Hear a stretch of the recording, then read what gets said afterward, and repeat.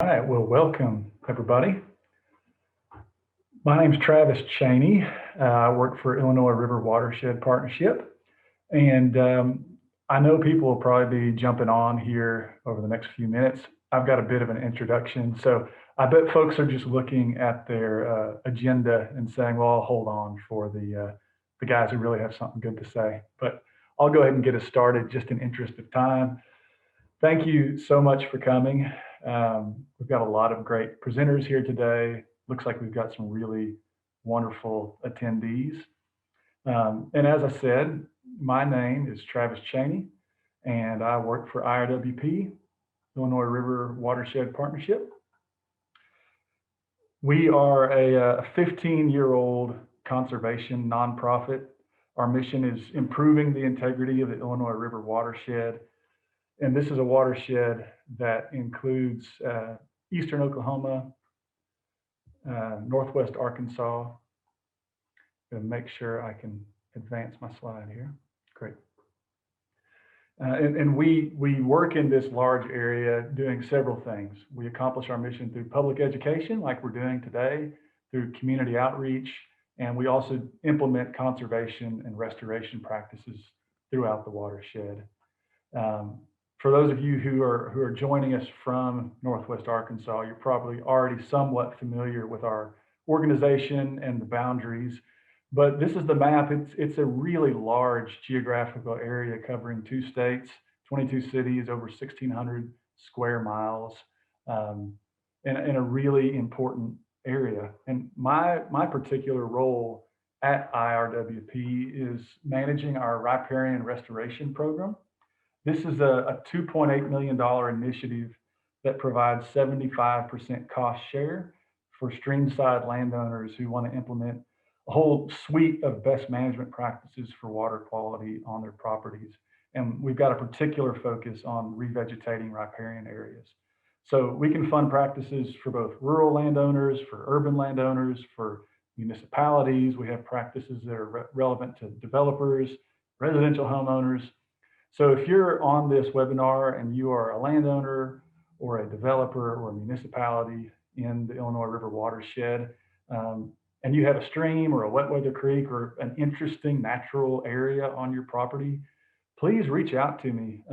You may be in one of our priority areas, and we might be able to fund water quality improvements on your property. You'll see this slide here, some examples of the types of projects we've funded so far. We're currently working with natural state streams in the city of Siloam Springs on a large stream bank stabilization and revegetation project at the Siloam Springs Golf Course. We're doing revegetation projects on urban and suburban homeowners. We just planted 46 acres of native warm season grass on a city of Johnson property. We're working with cattle ranchers, sheep grazers, folks that are working with draft horses. We have a really broad range of practices that we can fund that suit a wide variety of properties. And in our watershed, one of the perennial issues that we deal with, and the impetus for the formation of IRWP 15 years ago, is excess phosphorus in the waterways.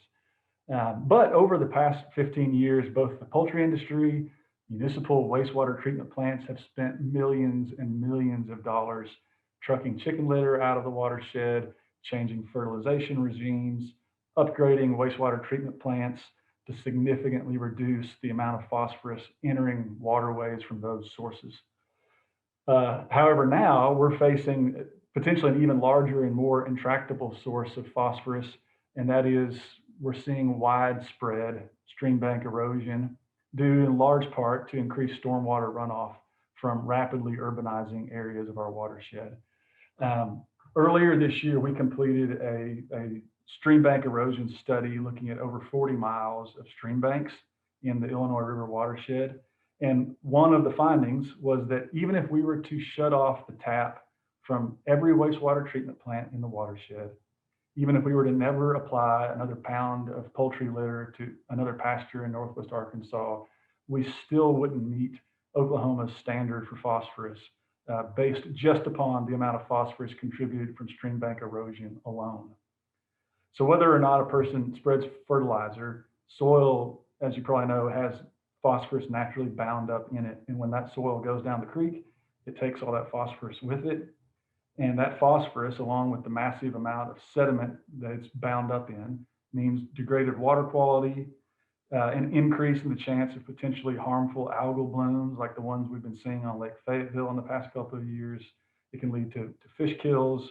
Widespread stream bank erosion can fill in drinking water reservoirs, can make water more expensive to treat.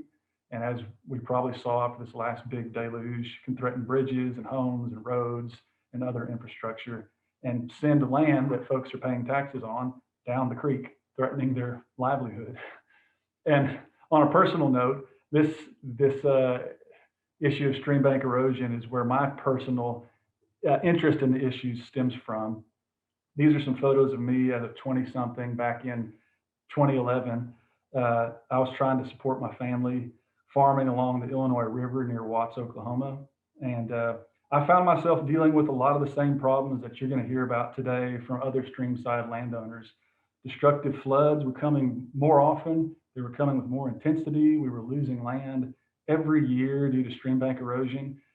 And the solutions to fix the problem cost more than the land was worth. And so as I was looking through the historic flood data, I could just see the writing on the wall. And I realized that staying on the place was not going to be a viable long-term economic option. I had to get out. And this is the situation that's a reality for lots of rural landowners and suburban landowners throughout our watershed.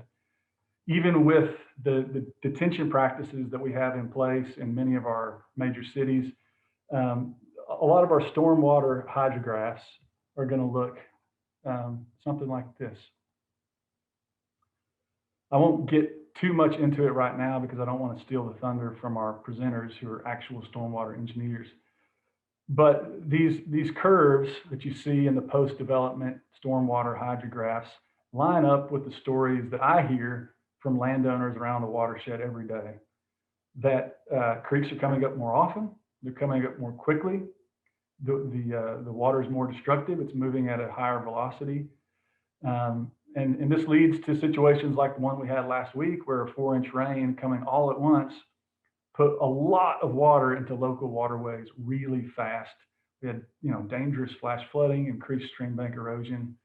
And, we also know that as you increase the percentage of impervious surface in a watershed, it directly correlates to the health of the stream system.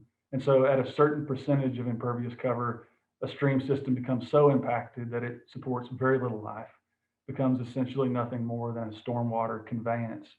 In-stream habitats compromised, water temperatures are too high, base flow is significantly reduced or non-existent, water tables drop. You'll see streams that used to flow year-round now only flow after storm events. The wildlife that was dependent on these stream systems disappear. And some of our more urban watersheds are getting perilously close to this tipping point, this kind of point of no return. So it's going to become extremely important that we continue to act quickly and act decisively as we grow to promote smart growth, to conserve agricultural and natural landscapes, and to incentivize stormwater management infrastructure that promotes infiltration and not simply detention alone. So whether we're urban homeowners, farmers and ranchers, developers, stormwater engineers, elected officials, whatever professional silo we're in, we all have a role to play in conserving our shared water resources and improving water quality and importantly, protecting the land and livelihoods of our neighbors downstream. It's really becoming an economic issue because as the title of our webinar that we're hosting today suggests, we all live downstream. And if you think about it, an image of waterways, a map of waterways, for me, probably provides the most compelling picture of the real and complex ways in which everyone in a watershed is physically connected to everyone else. And say, for instance, you took a map of the Illinois River watershed and you stripped away the topography, the cities, the highways, the landmarks, and you left just the waterways, kind of like this picture here. If you were to take that map devoid of any other context and ask somebody what they thought they were looking at, they could be forgiven for thinking they were looking at a diagram of a human lung or the veins of an oak leaf or the capillaries of a body. And for me, it's an image like this that reminds us that we are all connected by the water that flows across and beneath our shared landscapes. Waterways are the capillaries of our communities, and our water resources are our lifeblood. And so the goal of this webinar is for us to all gain a better understanding at watershed scale how our urban land use policies and our activities are affecting those water resources, our lifeblood. And not only that, we want to better understand how our policies and activities are affecting the homes and livelihoods of our neighbors downstream. And so we hope that when you leave today, you're going to have a broader understanding of what's happening with stormwater writ large in our region. We hope you're going to have an appreciation of the stormwater issues that farmers and ranchers downstream of our urban areas are facing. We hope that as you go about your work of approving new developments or designing new developments, you're going to have a clear image of the real world implications that our policies and activities are having, as well as a bigger toolbox of solutions to make a meaningful difference in water quality in our region. So what we're going to do next is play a video that IRWP has compiled. It's featuring interviews with some longtime landowners in our watershed, talking about the changes that they're seeing on their properties in terms of flooding and stream bank erosion. And after that, we're going to have several presentations from some very smart, very articulate local and national land use professionals, including Allison Quinlan, an architect and developer, who's going to discuss conservation development patterns that real estate developers can implement to make the places we live and work more pleasant, make our developments more profitable, reduce impact to waterways. We also have Marcin Nance from the Northwest Arkansas Land Trust. He's going to be discussing conservation easements, what they are, what benefits they can have for water quality, for quality of life, and potential tax incentives they can provide for developers, landowners. And finally, we are very fortunate to have Brenda Mackey and Andy Sauer, both professional stormwater engineers from Burns and McDonnell. And they have very extensive experience designing and constructing stormwater infrastructure nationally, and specifically in the Kansas City metro area, an area which to me at least seems like a perfect case study for Northwest Arkansas to look at, seeing as that's potentially the kind of population growth we are heading towards over the next 20 years. And I think it can be really helpful to learn from the successes and challenges that they've had managing stormwater in that growing context. And so just a little bit of housekeeping. Following each presentation, we're going to have roughly a 10-minute Q&A session with the panelists. And we have a great cross-section of professionals and decision makers from across the watershed in attendance today. And so true to IRWP's mission, we know we can't make meaningful progress unless we get everyone at the table. So we want today's session to be a chance for professionals from various disciplines to listen and learn, but also make their concerns heard. So as you're listening to our presenters today, if you have questions that you want to ask, go ahead and submit them in the Q&A feature. It's at the bottom of your toolbar. And I'll just kind of moderate and kind of field those questions as they come in. And when we get to the end, we'll present them to the presenters. And so hopefully today's session will just be one more step in a broader ongoing discussion that started long before today and will continue for many years to come. That'll bring together municipal leaders, developers, engineers, architects, and hopefully help identify and break down some of the barriers between our professional silos so that we can get a better understanding of the goals and limitations and frameworks of the other various disciplines that affect land use. And we can work together to achieve meaningful growth and water quality improvement. So once again, thank you for attending. I hope this leads to some thought-provoking, some worthwhile discussions. And additionally, we see today's webinar, as a run-up to IRWP's Northwest Arkansas Low Impact Development Conference, which we're going to be hosting on November 3rd and 4th of this year at the Thaden Fieldhouse in Bentonville. It'll also be hosted virtually.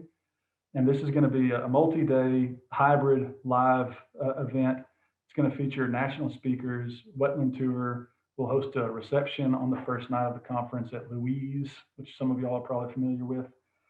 Currently, there's going to be no cost, and we'll be working with certifying organizations to provide CEUs where possible. Our last email that you received from us should have contained a pre-registration link you can use to secure your spot, as space could potentially be limited. So without further ado, I am going to share a video that we've put together, and then we will turn it over to our presenters.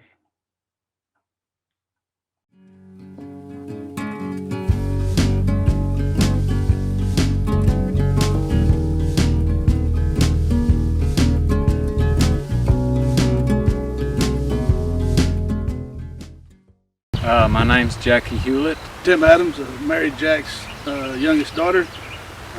We farm together, we raise cows, and pretty much do everything together. My dad helped me buy this place in 1978, and we were in the milking business then, and the dairy business, and we raised corn and alfalfa, and over the last 2 or 3 or 4 years, the river has got out more than all the time before.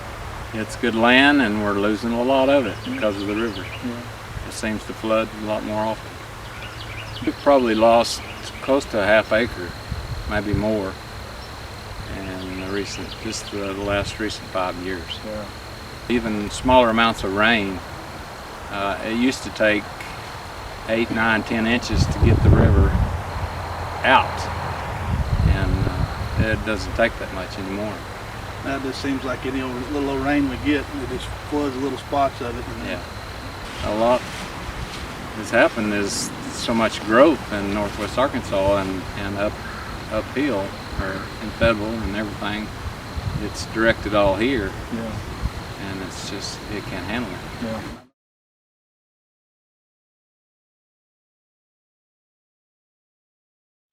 Well, I'm a native here, unlike very many in northwest Arkansas anymore. I'm a native. I was born and raised right up the road. In fact, I currently live on land that's been in my family since 1853. And I don't think there is any place better than northwest Arkansas. My name's Dan Douglas. I'm a cattle farmer. I've got 200 acres here on the Little Osage tributary here. In fact, my family has had land there since 1853, so I'm just a mile up the road. I bought this farm about 5, 6 years ago. Always thought it was a beautiful place with the stream running through it. But I grew up playing on this creek and being up and down and living my life near this creek and being part of the watershed. It's always got it out of the bank, occasionally, once every 10 or 15 years. But today, because of all the development upstream and because of all the non-permeable surfaces, the asphalt parking lots, the highways, the rooftops, the distribution centers, whatever in concrete, the water runs off so much faster. Before, when we'd get a 3-inch rain, the creek would get up, it might get bank full. But now if we get a 3-inch rain, it's out in the fields. And one of the big problems we have with that, when that happens, Travis, is the stream bank erosion. You can see the roots over here that are exposed in these trees. After another 2 or 3 more big rains, they'll be in the creek. When we lose our trees, when we lose our riparian areas, not only are we losing natural beauty and we're losing soil, adding phosphorus to it, but we're also increasing the temperature of the water because there's no shade and we get more algae blooms and fish kills. You caught me down here today. I've got my hip waders on because I've been wading across the creek, stringing barbed wire and rebuilding fence. I've rebuilt that 3 times Yeah. in 5 years. Yeah. The time, the labor, the frustration, cows on the road, Yeah. you know, different things. And then the loss of land. Right. You're paying taxes on it. I'm paying taxes on it. It all has an economic impact. And would you say that your situation's unique, or are you seeing it with your neighbors up and down the creek? Mine is not unique Yeah. at all. It's a huge economic impact that way Yeah. in the loss of land. The county has a big expense whenever these roads get washed Sure. out. You know, and that's our tax dollars at work. Maybe we need to take a look at what we can do to mitigate this intense runoff with just a small rainfall event. Sure. The stream bank's changing, but when we get so much in such a short period of time, we get a rainfall event, the creek will get up out of the banks, and then it'll be back down in 2 hours or 3. That's not natural. And we've got to do something to address these issues. All right. So those are some, anecdotal stories from just a couple of local landowners.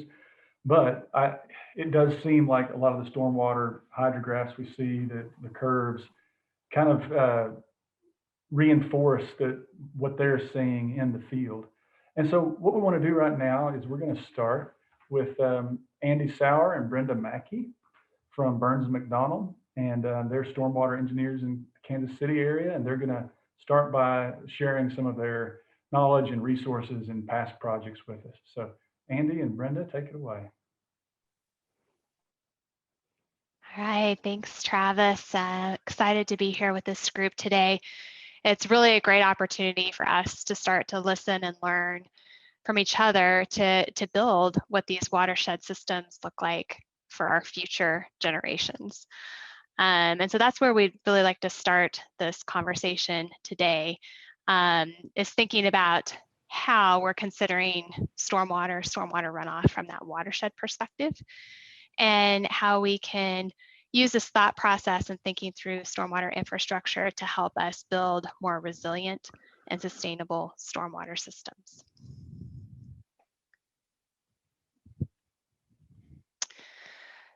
So Andy and I thought a good place just to start beginning our conversation today was thinking about the questions that are on the screen here. This to me are good to keep in the back of your mind. Thinking about stormwater from a little bit different perspective. Are we investing the stormwater dollars we have on the right solutions? A lot of times you'll see a capital improvement project is building big pipes. Is that the right solution for the watershed? Who benefits when we spend these stormwater dollars? Is it just one landowner? Is it the watershed? Is it the community? Are we maximizing our current assets? Are we using our pipe systems, our streams, our creeks, our inlets in the best way possible for the watershed? Most importantly, can we maintain what we have? So a lot of what we are seeing now is that our infrastructure that was initially built is failing. So these systems are reaching end of life. They weren't meant to last forever. Can we maintain those systems? And most importantly, can we even afford to maintain those systems? But then part of that too is, can we even afford to meet the design criteria that we have in place for stormwater? Does that make sense for the community long term? And probably most importantly, I think to consider as we talk today is, are we thinking about stormwater as a resource that we can use? Or are we thinking about that as a waste that we want to move downstream as quickly as possible? So this really starts by thinking through how each piece of the more traditional stormwater infrastructure works together to create those very efficient systems that were referred to in the videos that we just watched. So the curb and gutter system on our streets, which is shown over on the left here, is often the first place where that stormwater is conveyed and collected. And the curb and gutter itself moves that water to the inlet. What additional benefit does the community see from that inlet? Something to think about. Or think about the outlet that's shown on the right from a detention basin. And so, oh no, you can go ahead, Andy. So that outlet from the detention basin, and Andy's got some examples shown here on the screen about how those detention features work. Go ahead, Andy. You're going to move forward. Okay. Or, just how the landscape works on a site. These are two examples that Andy and I took pictures of, and we've seen these. Does planting a tree in the middle of asphalt really give that vegetation a chance to thrive?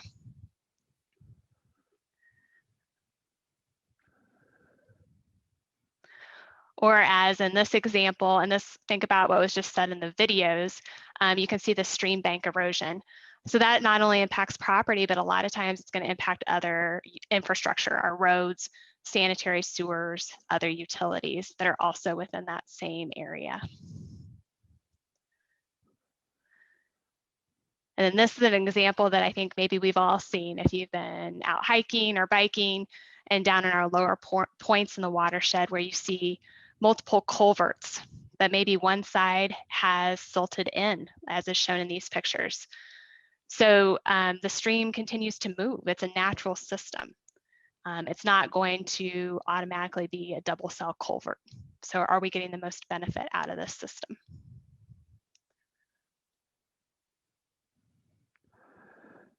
Okay, I think I'm supposed to jump in here now.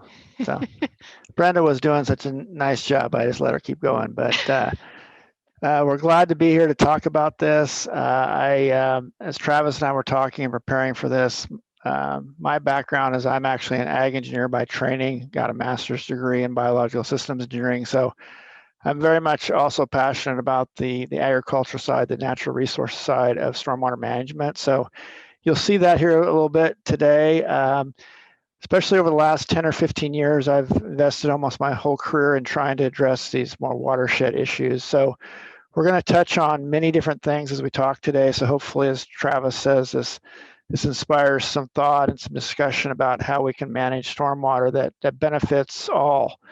Or as we put on this slide here, are we really managing all the potential risks? I see a lot of our stormwater designs are only looking upstream. Are we not flooding the road? Are we not flooding the business upstream? But what are we doing downstream? Do we really think about that? Do we have the funding to meet our current standards? And I'll talk a little bit about that later with some examples where our standards were developed such a long time ago in many cases, sometimes as early as the 60s. And some of our calculations that we use actually date back to 1889. So we're using calculations developed in the 1800s for stormwater management. Does that make sense? And finally, both Brenda and I think, believe very strongly that the solutions look a lot different when we really think about rain, excess rain or runoff as a resource and not as a waste, because as that waste continues to accumulate downstream, you see some of those pictures in those videos, you see some of that flash flooding because we've done a very good job of being very efficient at routing water off our impervious lands, off our rooftops. So how can we do that differently is what we're going to try to touch on here today. So some things to think about, when we do stormwater designs, really what's driving it's the hydrology, how we take the rainfall, put it on the land and route it. And this is a very interesting article that I'd encourage you to go back and read. It was done back in 2016.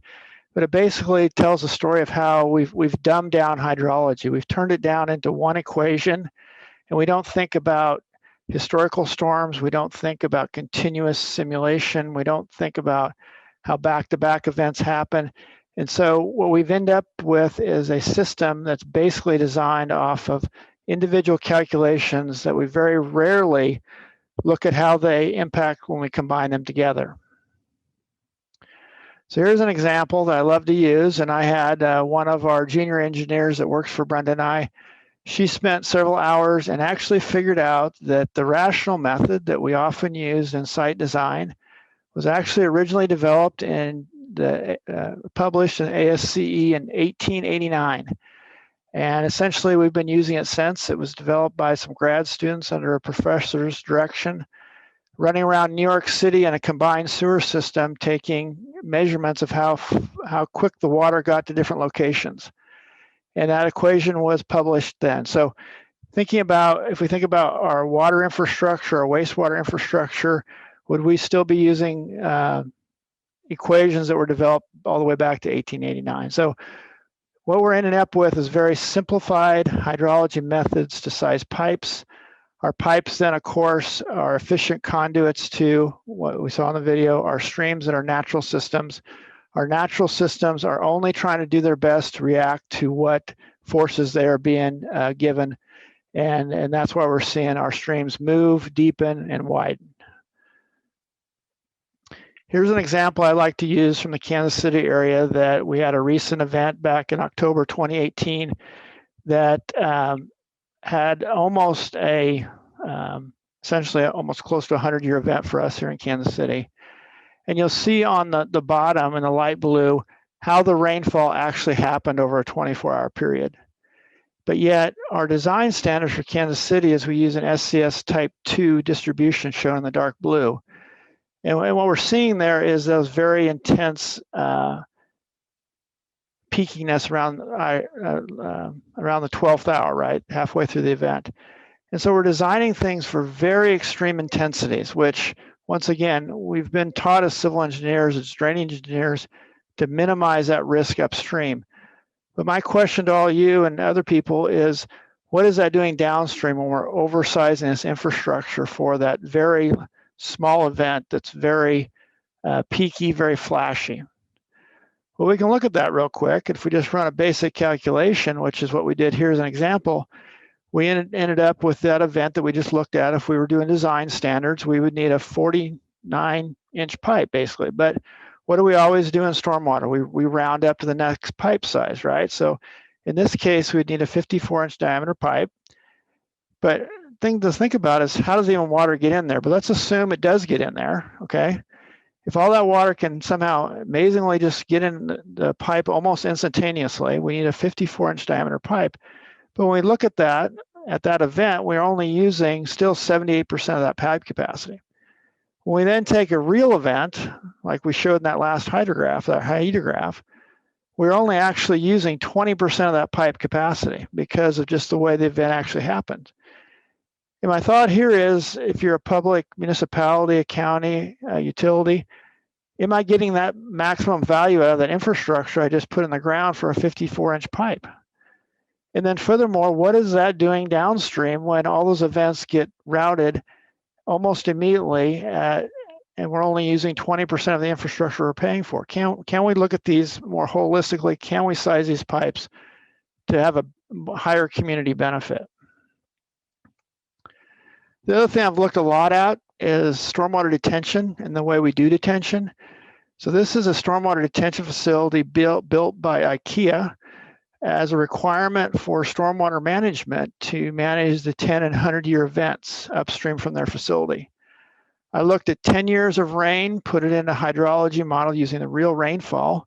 And what's interesting here is the outlet pipe, which is shown here in the picture, connected by a 10-foot wide concrete flume. During that 10-year period, if we actually look at the data, it actually only retained water less than 1% of the time. And so my question is, for real events, what value did we get out of this? Because we designed it for that very, very peaky event. And so basically, it's not much better than just connecting the two pipes, right? The difference is here we're allocating land for detention that has very little value, right? They're mowing it all the time. It just becomes kind of an area that kind of collects trash and things, and it's really not detaining the water for the benefit we want to see downstream. And then, of course, like we saw in the video, this is what we're seeing here in Kansas City as well. Brenda will talk more about this. This stream is in Grandview, Missouri. They too have had some development upstream. They too are seeing these impacts of meeting a stormwater standard that's looking at a one peak situation that we're trying to mitigate a certain peak flow and not looking at the continuous hydrograph. We're not looking at back-to-back events. We're not thinking about solutions that manage stormwater as a resource, not as a waste. And so these are the things you see. These are the things that we find that communities can't even come close to finding the financial resources to stabilize streams of this size, right? What you see in this picture on the right, I mean, that's a multi-million-dollar stream, restoration. It impacts their infrastructure, it impacts their wastewater system. So what can we do differently? And that's what we're going to try to talk about here next as we move forward. So what we've come up with, and Brendan and I will talk about this in depth today with our different presentations, but what we're arguing is that stormwater management should be more of a systems approach, right? Let's start at where can we integrate rain as a resource, some LID practices, some stormwater BMPs. How can we now start to look at right sizing our pipes, getting that highest benefit out of those pipe systems? But then not be, I would say, arrogant that we know what the future is going to be. So there's always going to be an event that will exceed that pipe capacity, and start to preserve and reestablish those overland flow paths that we'll talk about here a little bit, so that we give that location where water can go when we exceed the pipe capacity. And then finally, when we're at the bottom of the watersheds, in these larger areas, where can we set back and preserve those floodplain function that they were meant to do long before we got here. So with that, I'm going to switch it back to Brenda. Yeah. So yes, here's an example of how we can start to apply those approaches that Andy described throughout a watershed. So over on the right is an example of a watershed in the Kansas City metropolitan area. And we've divided this into 3 zones, the upper and the middle and the lower. Now, the upper zone is our opportunity to really retain and collect stormwater. So use it on site where it falls and figure out practices that can help us do that. By the time stormwater gets into that middle zone, we're moving it. We're moving it downstream, but we do have an opportunity to also store it, and that's looking at detention type practices. So this is our opportunity to start to look at right sizing that pipe or channel, and to even start to preserve or reestablish those overland flow paths. And then finally, in our lower zone, this is our opportunity to really reestablish those setbacks and try to reduce the community's risk of experiencing flooding. All of that water is going to make its way downstream. We've got to give it a place to spread out and to go at this low point in the watershed. So if we start to look at how this can be applied, or this concept can be applied, this is a smaller sub-watershed within that watershed I just showed you, and with the upper portion shown on the left of the screen. Moving to the right is the lower portions. You'll start to see in the upper portions, we're using a combination of conveyance and green infrastructure to capture that rainfall where it falls at, and use it there. Now for that rain that does move into the middle portions of the watershed, we have the opportunity to use real-time controls on an existing lake to provide an increased detention benefit for the community within the sub-watershed. And then as that water moves to the lower portions of the watershed, or towards the top right, there's an opportunity to reestablish setbacks in that lower portion in a very urban area. So of note here, when we started to plot those overland flow paths through this urban environment, they actually overlapped with a substantial amount of vacant property through this lower portion of the sub-watershed. So there's some connections there. If we would have kept that overland flow path originally, or that creek path, would we have experienced that vacancy that we see today? So if we look at what those overland flow paths look like for the whole sub-watershed, or for the whole watershed, that's on the next slide here. There we go. That's what they look like. So the purple line is where all that water eventually goes and travels through on the screen. That's the main tributary through this watershed. We've got so much data that's available to us now that allows us to do this quick analysis of overland flow paths using LiDAR data that we have to really understand how water is moving from the upper parts of our watershed to the downstream portions. And no matter what we do, water is going to continue to make its way downstream. So how can we give it the best and easiest path possible in a way that makes sense for our watershed's health? When we get down to that purple line, that is where we want to start looking at expectations, policies for drainage setbacks. What should we be building in these areas along our creeks and streams that makes sense? How can we reduce the risk for our community long term? Is there opportunity to improve the quality of life and really set up that next generation of infrastructure and development by giving that water a place to spread out in our lower portions of the system?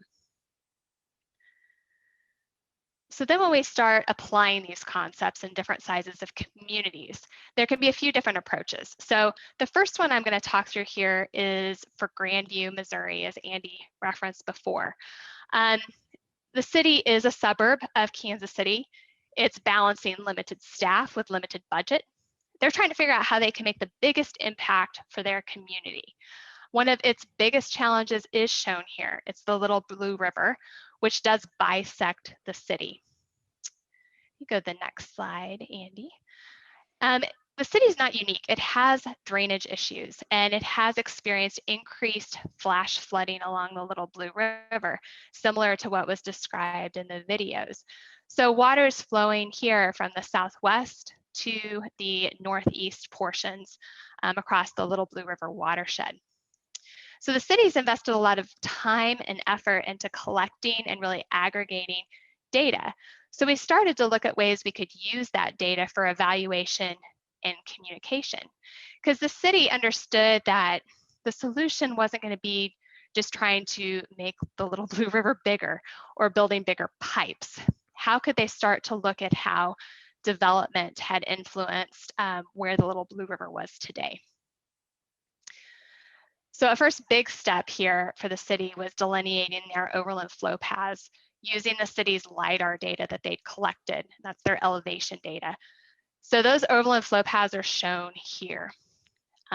This is the path that water is flowing over the land.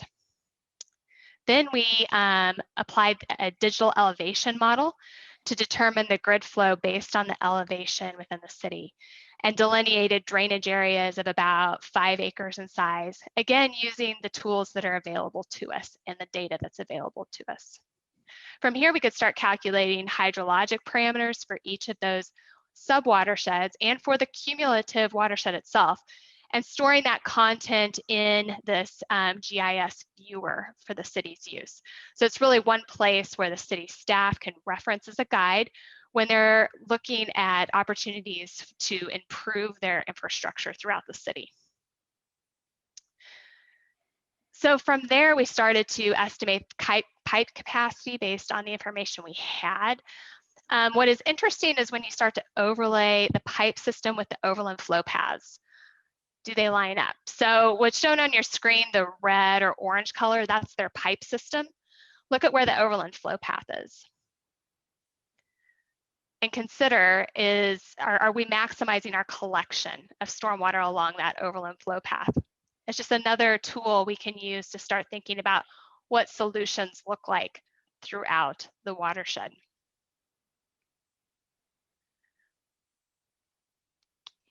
And then in the city's GIS, we started to keep a record of the different parameters that were assumed for each subwatershed and the calculations that meet their current design criteria.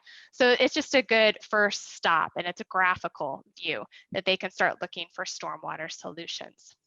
But another big part of this tool was creating that visual digital tool that they could use to communicate with their residents and help explain what's going on within the watershed. And so in here, they started to aggregate their citizen complaints that they'd had throughout the city. And so this resident kept seeing water get pretty close to his property, the little blue river is shown on the screen here, just to the north of this property. And he wanted the city to fix it. Doesn't want to see the water. Okay, that's understandable. So the city used this tool to show the resident that this was a problem that couldn't just be fixed by building something on this resident's property. So if we zoom out, you'll see where that white kind of box is at the top of the screen. That's where the citizen complaint was. And you can see all the little fingers and tributaries, overland flow paths moving to that point. And if we click one more time, you can start to see what that area looks like. And we have about 7,000 acres that are draining to that point in the watershed. So that's really where the city decided to start exploring what can they do throughout the watershed beyond its city limits. How can we partner with our adjoining communities to look and see if this is still the best stormwater criteria for us, and what can we start doing differently throughout the watershed? So they've been lucky to be able to form partnerships with USGS to help them start to model the system and think about what improvements could look like. And then also partnering with the Missouri Department of Natural Resources through a grant to look at the policy piece. So to look at what they're requiring for planning and development through their capital improvement projects, and how could they work with their adjoining communities to make the situation better for the watershed as a whole. So that's one path that we've seen a community take. Andy's going to talk about another more urban community that has done some detailed modeling analysis for comparison. Right. Before we go to that one too, our next step is we are going to be implementing a continuous simulation model of this watershed that Brenda just showed you. And we are lucky enough, as shown on this slide, to have a USGS stream gauge. So our hope is we're going to be able to then calibrate that stormwater model for the city of Grandview and really give them a tool that's more realistic. So we're excited about that. So oftentimes we don't get the opportunity to calibrate our stormwater models. So I'm going to move on to our next project here, which is the Brookside Watershed. The pictures here on the right show it when it's dry and when it's flooding. It's an older watershed that has a large pipe underneath this trail here that you see, but it also still has some of those overland flow paths. And what we were asked to do is look at this watershed more holistically. And previously there had been another design done that was looking at conveyance only. And I put just some brief statistic up here to show you how large and how, in my opinion, how almost ridiculous we get with some of our pipe sizes at the bottom of a 3,000 acre watershed. The solution was a 14-foot wide by 10-foot high RCB. And so I'll show you how using continuous simulation and real rainfall data as well as calibrating a stormwater model can start to give you more realistic solutions here in this example. So let's see, I'm sorry. So we used InfoWorks ICM, which is a continuous simulation model. We integrated the city's GIS. We modeled all the pipe networks all the way up to the inlets. And we used their LiDAR data to develop a 2D surface to be able to route the excess water that the pipe system could not take. From that, we were able to evaluate the flood mitigation benefits, truly evaluate not only just whether the water's in the pipe, but where does the water go when it's not in the pipe. We evaluated different cost of solutions and looked at the total benefit, including community benefit. There was the trail system that you saw in that first picture. How could we integrate the trail system? We also looked at Atlas 14 with temporal distributions instead of SCS type 2 distributions. And for this case, we also looked at 6-hour storms instead of the more traditional 24-hour storms. Given that this watershed was only about 3,000 acres, we thought the 6-hour event was more appropriate. And then, like I said, the exciting part about this watershed is we were able to calibrate it to data and pictures that were collected by homeowners, and we had a flow meter downstream. So we were able to calibrate not only the pipe flow, but we also calibrated the 2D model to represent pictures that we received from the community. And so here's the event we calibrated to. The pictures on the left were taken by a homeowner. And using the depth over the sidewalk and some items, we were able to show on the right is our 2D model, and the depths of flooding match similar to what the photos showed. This was a 3.6 inches of rainfall historical event that happened on August 26, 2018, and had a pretty high intensity. So this was the event. This type of visualization tool was well received by the public to show the benefit that they were getting with the solutions we were proposed next. And so what we did then is showed in the 2D model. Here's the existing conditions on the left for that event we just looked at, that August 2016 event. Here's the previous alternative that I mentioned, that was a 14 by 10 box that went all the way down to Brush Creek. And then our new alternative, which uses a combination of upstream detention, some smaller improvements along the trail. The trail is there through the Brookside Boulevard. There's a trail next to it. And then we right sides the pipe downstream from 14.5 by 10 to 6.5 by 6.5 foot pipe. And what that did for the city in this case is obviously there's a cost benefit, right? So the original solution was over 39 million. Our new optimized solution is only 23.9 million. So in this case, there's over a $15 million savings by looking at this at a more watershed holistic view, using the tools that we have available to us today, using continuous simulation, using not just one rain event, but looking at a range of rainfall events, both design events and historical events, to maximize the benefit for the community. So with that, we have just a few take homes. I think we're pretty close to on schedule, Travis. So hopefully we're trying to stress today, and love to take questions on this, is just, this level of service or standard of care, is it affordable long-term? And especially when we start looking at benefit value.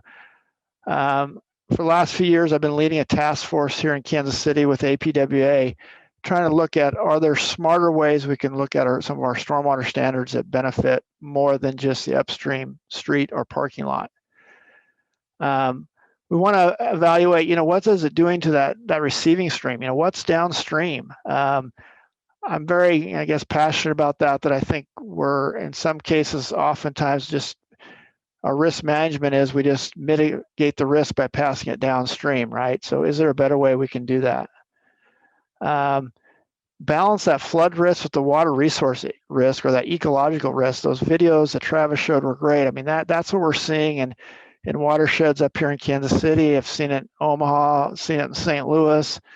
I mean, this problem's not going away. There's a lot of water resources risk we're not capturing in our designs.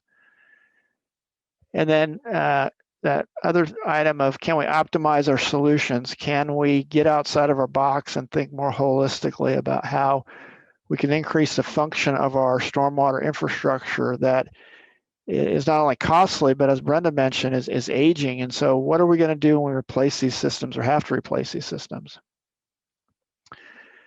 And then finally, that resiliency question. We need to look at solutions that start to adapt to future changes. How can we have multiple benefits stormwater solutions that don't just convey?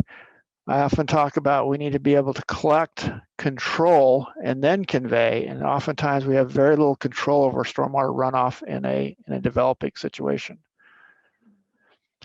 And then our final 3 points here, just we'll leave you with this and we'll take Q&A. Obvious here is just that benefit for all, resilient solutions, but still I think as we think about these, we can come up with affordable solutions that maximize that benefit.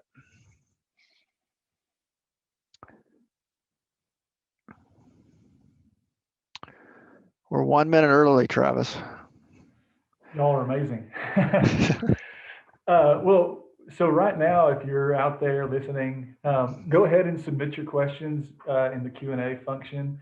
We do have one, and one of the questions is, how did Kansas City and some of these other cities you work in pay for this sort of work? Was it bonds, taxes, stormwater utility fees? What are some of the funding mechanisms that y'all have seen that seem to work? All right, so Kansas City, Missouri does have a stormwater utility fee. It's mainly for operation and maintenance. They can't do capital with their stormwater utility, so there's some there. We've also, as Brenda mentioned, had some of the cities like Grandview have gotten some grant money that helps support this. The other thing that I know Brenda could talk more about that we've been tracking more closely, if you're not aware, the new Fema brick funding allows cities to submit grants for technical assistance to do some of this upfront planning and evaluation, which I think is exciting because we know that our stormwater funding is what, 7 to 8 billion across the nation short annually. So there's some of those things, and then other cities, it's been more just out of their general fund through their general funding to the city or county.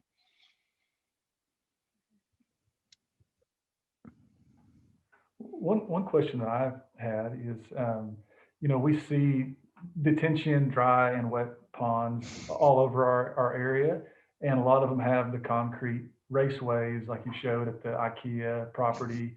Have y'all worked on simple solutions for retrofitting existing detention ponds to either capture or treat some of those smaller storm events?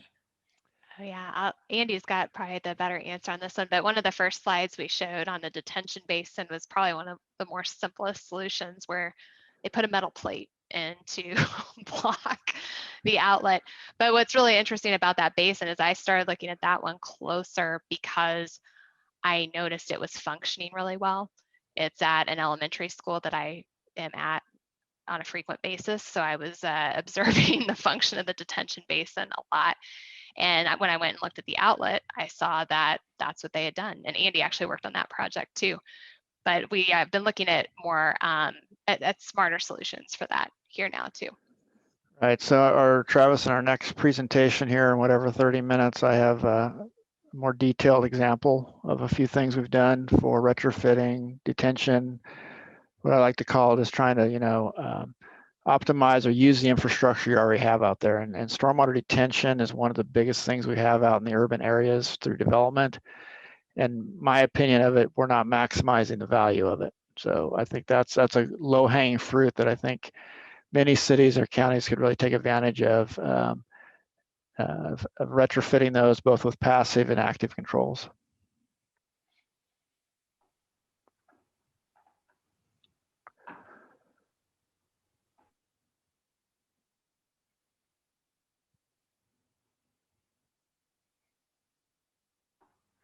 Are there any stormwater engineers out there that either work privately or work for municipalities that have any questions right now?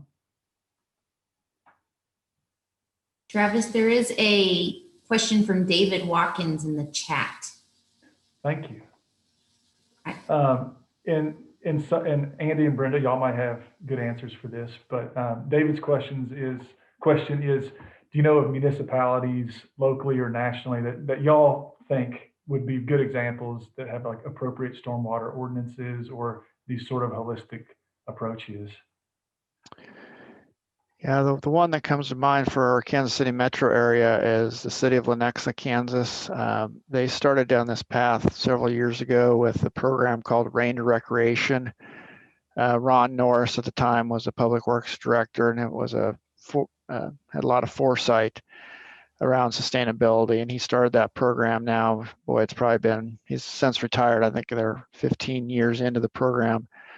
So they've done a good job with their development on the east side of Lenexa, or sorry, the west side of Lenexa, with the development, and they did setbacks, and they did a lot of extended detention type, where it was 40-hour detention in their stormwater systems. So that's one example. It's, as Brenda can attest to or have other examples, is, leadership's important. Since Ron has moved on from the city of Lenexa, their program has hasn't maybe gone downhill, but it kind of plateaued. So I think leadership at a municipal level is really key. And Ron Norris at city of Lenexa, he was really passionate about it, and he really led that program. So for those that are out there, municipal leaders, I think that's important because that's what I've seen. The programs that are the best really have that good leader. Another urban area that's really successful is Milwaukee MSD up in Milwaukee, Wisconsin. Kevin Schaefer up there is their executive director. He's done some amazing work about this multiple integrated solutions, not only green, but stormwater conveyance for flood control. So it takes strong leaders to do a lot of stuff we just talked about here today. So that's what I'd look for, is those type of people. I think too, it's to add to what Andy said, it's looking throughout city departments at the different policies and ordinances that are in place. So it's not going to be just having the right design criteria in your public works or engineering department.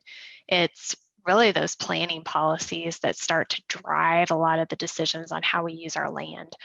And looking at the planning policies to make sure that they don't preclude some of these stormwater opportunities in the future, and that they're at least open to that. So it's really looking at planning, parks, public works together, and how those policies work together to use the land. Well, I think that's actually a really good segue into Allison Quinlan's talk. Allison is a local architect and landscape architect and developer who works with cities in our area to get developments passed, and kind of really has a good sense in our region of the sort of potential barriers there are, or sources of miscommunication. And so I'm going to go ahead and turn it over to Allie Quinlan and let her speak for a while. Hi guys, thanks for having me. I was thrilled when Travis asked me to participate in this panel. The topic of sustainable development and water quality is really at the heart of everything we try and do. We were also excited with the idea of the panel, not just sharing data, but also some action items that can begin to generate thought about how you might incorporate the data that we're talking about today into policy and design decisions immediately. So for a little bit of background, that first slide always takes a minute to move. I'm also from cattle country. I'm the 7th generation of my family to run cattle in the High Plains. I grew up on a 12,000 acre cattle ranch, became interested in landscape architecture after a decade of watching my dad work with the NRCS to build diversion dams and terraces to reduce erosion, recapture suspended sediment, and recharge the Ogallala Aquifer. We also work to control invasive species that threaten the prairie diversity, like Scotch thistle and eastern red cedars, and replant it with natives like this very cute spider milkweed. But paradoxically, as Travis said, I work almost exclusively in cities. I have a practice here with 6 employees, and we build livable, walkable cities and towns. So this is a map of the projects I've done just in downtown Fayetteville in the last 5 years. So everything from small renovations to the low impact development streetscapes of the city's $30 million cultural arts corridor project. While I'll use lots of Fayetteville graphs and maps in this presentation, I want to say, loud and proud that I think our city's a leader in thinking about a lot of these items. So I'm certainly not picking on them. But even with a major focus on promoting smart growth and preservation of natural areas for more than a decade, we, along with your communities elsewhere in the watershed, still have great room for improvement. So although we incorporate green roofs, low impact development swales, fully native plantings, and streamside parks into our projects, it may not immediately make sense to you why a practice focused on saving productive and wild landscapes from sprawl would be almost entirely focused on urban work. But for the first time in human history, more people are living their lives in urban places than in rural. And as we move into cities, often in parts of the country that weren't historically dense centers of population, like Austin, Portland, and Houston, in addition to Northwest Arkansas, we're also eating up some of our most beautiful and productive land with sprawl. The lower the density of the development we allow, the more area it takes up. So I've dedicated my firm to making density lovable and livable. If we can develop it 2 or 3 times the density a project would otherwise have been, we can save 2 or 3 times the productive and wild landscape from development. So I approach this challenge in my work from a lot of angles. In addition to being a landscape architect, I'm an architect, a land planner, a small developer, and until recently I sat on Fayetteville's Planning Commission. So I get to be a policy nerd too. Because Northwest Arkansas is growing, whether we like it or not. Our population is set to double in the next 25 years, which I've heard Matt Hoffman say in meetings, if you're here in Fayetteville, means half our city hasn't been built yet. And we can choose how we build it and what happens to the land and the watershed around our cities. I advocate for small units on small lots on many projects, both for ecological and economic reasons. Housing costs have increased here 75% in the last 10 years. New demand is dramatically outpacing new supply. So not only are we one of the fastest growing regions in the country, but we also have an incredibly small average household size at just over 2 people per home. That's surprising considering the dominance of 3 and 4 bedroom houses on fairly large lots as a housing type and zoning type in our city. The impact of this small household size on water quality is that to house the same number of new residents as other regions, we need twice as many individual homes. So if we're only building large homes on large lots, that also means we need significantly more impervious surface area than we would if we had housing and pervious surface areas that better match our small household size. Our pro-development urbanists in the region think we should maintain affordability by building densely on already disturbed land, with greenfield developments generally in a conservation format that we'll talk about later, a few case studies. Our pro-conservation residents think we should keep Fayetteville as unchanged as possible, similar to New England, perhaps, where costs either rise significantly or people move elsewhere, which has some economic impacts. But generally, the town and the environment are preserved. Instead, our current code, both in Fayetteville and across the region, really forces us to grow in a way that both camps hate. Low density, autocentric development that disturbs significant land area for each new housing unit provided. And we're seeing that tension play out on a project by project basis at City Hall. And I think a major consensus could actually be built between the 2 camps if we committed to rethinking zoning and growth approaches region-wide to stop the rapid low density urbanization of our watershed. So our first action item, right, and this is a big one, I'm gonna start with a really big challenge, right, is we need to rethink zoning and code region-wide. If we want to see major changes, you know, we've had some really great urban infill codes downtown, and it's not enough. So I think, you know, the first thing that we really have to think about regionally is what that would look like and how we could do that, and the consensus that need to be built to do it. So let's talk a little bit about land use. What kind of policies might we want to go to? How do we improve water quality by improving our development patterns? I shared this slide in a city council meeting, and it was really surprising, I think, to people. Most people would assume that protecting water resources means low density development with plenty of green space. Surprisingly, the EPA and the Trust for Public Land and the National Association of Local Government Environmental Professionals have all recommended smart growth with high density development balanced with large conserved open space as the best practice to minimize overall land disturbance and impervious surface area associated with development. Runoff from impervious and compacted surface area is one of the greatest threats to our water quality, both in floodwater and in the introduced chemicals in the runoff. And due to our largely car-dominated low-density pattern, America has one of the highest impervious surface areas per capita in the world. Despite our possibly initial positive impressions of suburbs as leafy and low density and therefore better for water quality, the downside of suburbs is that they're a monoculture of housing.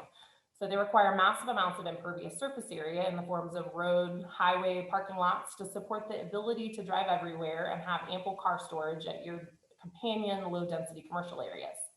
This photo is South Kensington outside DC, which was recently rated as one of the best suburbs in America.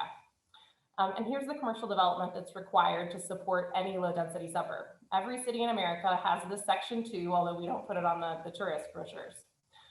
It's a large driver of our incredible impervious surface area per person rates. And so one reason I talk a lot about development pattern as a driver of sustainability is that development pattern, not housing type, is what drives total impervious area. There are plenty of single family homes in pre-World War II neighborhoods in American cities, and you can spot them in these images from EPA's Enviro Atlas online. The lighter colors show increasingly less impervious area per capita. The darker colors are mostly in the suburbs, as well as some exceptions like industrial areas where you don't have enough people to really make the numbers quite the same. And the paradox that this data reveals is pretty stark. New York City is dominated by brick and glass and concrete and steel, but New York City residents have just about the least amount of pavement to their name of any Americans. Meanwhile, our greenest places are in one sense the least green when you account for the parking lots and 6-lane roads that are required to support those large grassy lawns. And the grass itself isn't even that green. American lawns cover around 40 million acres of land. There may actually be more acres of lawn than of the combined 8 largest irrigated crops. Lawn equipment's a major source of hydrocarbons, as well as being the source of around 17 million gallons of spilled gas and oil annually. Approximately 3 million pounds of nitrogen-based fertilizers are dumped onto lawns annually, and 40 to 60% of them run right into adjacent waterways, as estimated by the EPA, contributing significantly to toxic algal blooms. Turf lawns also contribute massively to runoff, affecting our stream bank erosion, with an estimated 30% of rain on turf grass areas with only a 2% slope, so fairly level ones running off into waterways. In the last 10 or 15 years, the combination of this data has driven many groups to advocate for smart growth. More compact, mixed-use development reduces impervious area and stormwater runoff. The pattern itself achieves this goal, and we can further bring down total impervious area with simple changes like narrowing drive lanes, shortening driveways by pulling houses closer to the street, and making parking stall dimensions smaller. So this one's a little bit easier action item, the next one on the list. Just things like narrowing your standard street sections, right, from something like 24 to 28 feet down to the minimum 20 feet that the fire code allows, can have a pretty significant reduction in total impervious area in your city as you look at how much surface those roads cover, how many linear feet of those you have. Sidewalks are the same way. You know, wider sidewalks keep getting more popular, but really we're just adding more pavement. If you don't have the foot traffic to support it, it may or may not be helpful. And then parking lot stall dimensions, even if you provide the same number of spaces, but instead of every single one being sized right to an F350, you have a couple of those, and then the rest of them are sized to the more average car size. Because even if you build a LEED Platinum building with a parking lot with great high-tech features like permeable pavement, which nearly always clogs up and becomes impermeable pavement, and bioswales and native shade trees and all the stuff, you still just disturbed a large amount of productive land to create a large amount of stormwater runoff that now needs to be treated. And you need to drive a car on the highway, also on disturbed land, to get there. So we'll talk about how to incorporate low impact development features into a project, but those should be the icing on the cake. If your pattern is wrong, even getting all of those details perfectly can't really make a project sustainable. On the other hand, if your pattern is right, you don't need that much low impact development infrastructure to improve water quality, and we'll see that in a couple of case studies. So how do we get the pattern right?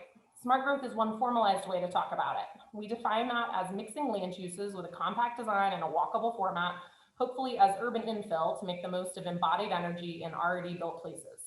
This pattern increases your ability to have work, services, friends, and school, which are your most common drive destinations, close to home.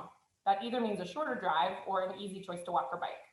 Most places built before 1945 follow this pattern. For our discussion today, the most important item on this list is that smart growth balances more compact or dense development with more preserved open space, farmland, natural beauty, and critical environmental areas. So what is compact development? It's not this. I mean, I guess technically it's this, but this is not what we're talking about. It might be this conceptually, although we need to make a lot of headway on zoning codes, fire code, and federal finance regulations to get all the way here, right? You've got a very, very dense little Italian village. It takes up a very small little surface area in the middle of a really large productive landscape. So in Northwest Arkansas, it can look like this. Several of these projects have densities of 20 to 24 units an acre, equivalent to large apartment complexes, and certainly not 100% impervious as the Italian hill town is. One challenge to this kind of development is detailed analysis of whether the open space, farmland, natural beauty, and critical environmental areas have really been fully identified and protected. We'll look at some example projects that preserve these areas on a project-wide basis, right, which works if you're developing 100 to 1,000 acres, as our case studies are. But as we look at incorporating smart growth in the Illinois River watershed, these areas need to be identified and protected from development on a regional level. Not, again, to pick on Fayetteville, but you can see in the recently passed City Plan 2040 that many of our growth-focused areas overlap our enduring green network. Without a focus on identifying and legally protecting those targeted environmentally sensitive areas ahead of projected development, ecologically sensitive smart growth will continue to be a challenge to implement in Northwest Arkansas, as these maps communicate to developers what land area they need to preserve, and asking for additional land through project permitting is legally challenging. The runoff rates of the same surface conditions, right, pavement, turf, on different soils, really vary what those runoff rates are, right? So pavement that's sitting on, or I guess turf grass sitting on clay on a slope has a very different runoff rate than a level, sandy, loamy soil turf grass, right? So as undeveloped land is prioritized, those level areas with really permeable soils should be highly prioritized. As even meadows and forests, rich in biodiversity with lots of other benefits, if they sit on a slope or on top of the clay soils that are common here, can have runoff rates as high as 70 to 80% because of the inability of water to infiltrate the soil. So that doesn't mean that those areas might not be valuable to save for other reasons, but preservation of the land that's most capable of infiltrating rainfall should be a top preservation potential, especially since level sites with non-clay soils are the easiest to build on, so they have a high demand. So once we have the pattern right, how do we best incorporate smart, low-impact development infrastructure in projects that we can both afford and also maintain? The Illinois River Watershed Partnership was a sponsor of an early loan manual that really brought these concepts to the forefront nationally. It was written right here in Northwest Arkansas by the UACDC. I'll assume our participants today are highly familiar with these ideas, but if you don't have a copy of the manual, I recommend picking one up. The graphics alone are great. So the core idea of low impact development is that we move away from putting stormwater in hard pipe systems that, as we all know, can cause a litany of problems downstream. And we instead utilize natural systems to reduce suspended sediment, uptake and filter pollutants, slow runoff to promote infiltration, reduce downstream erosion, and support natural habitat within the systems. The maintenance of low impact development is very different than that of traditional hard pipe systems. It's not necessarily more or less, but it's definitely different. One maintenance issue that's often overlooked is, just as an example, the need to remove plants regularly if you have a large amount of pollutants that they're uptaking by design. There are a variety of forms that LID can take, and in successful projects, you'll utilize a number of different facilities spread throughout the project. To steal an analogy from Tanner Weeks of the Ecological Design Group that I love, you're taking the pint glass of a detention pond and spreading it throughout the site on a series of shot glasses. This creates some redundancy in the system, as one glass breaking doesn't spill all your beer or stormwater. It also makes the stormwater system better scaled to human scale projects and allows it to potentially be an asset rather than a maintenance headache that you hide at the back of the project out of sight. In general, the thing that we found that's most important to ensuring low impact development isn't cut from the project for budget reasons, is to make it as low tech as possible. Embrace not letting perfect be the enemy of good, and also avoid using technological or technical terminology for it. You'll note in this great diagram the underdrain, amended soil mix, and overflow rates. These are all absolutely correct if you have an international foundation paying the bill on installing them, or a city with a headline project they want to implement. Although again, I want you to look at this project through the lens of pattern and note how little storage we're really getting from that little expensive bioswale just ahead. Maybe 3 inches of water storage in an 8 by 20 section. Think about that ratio of pavement to LID feature. Now look at this very low tech version. Our favorite terminology switch, which started as a joke and we've now really leaned into, has been to bring back the ditch. We don't say bioswale on projects anymore. Hopefully it does have native plantings like soft rush, switchgrass, blue flag irises, or horsetail. But when you build it low tech, look how much more of it you can afford. And when you get your pavement to LID facility ratio right by focusing on pattern first, you can get even further. So we have some great installed examples of bioswales here in Northwest Arkansas that we can learn from. A few quick design notes for our design professionals on some lessons learned from these. The first is that bioswales on a slope need to be terraced. Again, infiltration is going to be limited on our clay and bedrock surface, so surface storage and gravel reservoir storage is everything. If installed at a slope following the street, you can't get any effective storage volume, and you can't slow water down enough to drop sediment or pollutants. Second is that inlets for water should be at the top slope-wise, right? And outlets should either overflow over the curb or down into a lower terrace. When you do a curb cut top and bottom or in the middle, you're not encouraging water to run through the system or to fill in the system. You're just encouraging it to, either wash out the bioswale as it runs quickly through, or as the photo on the right shows, that the water just rushes right past it in the flush gutter. Also, please note those tree grates for a later slide.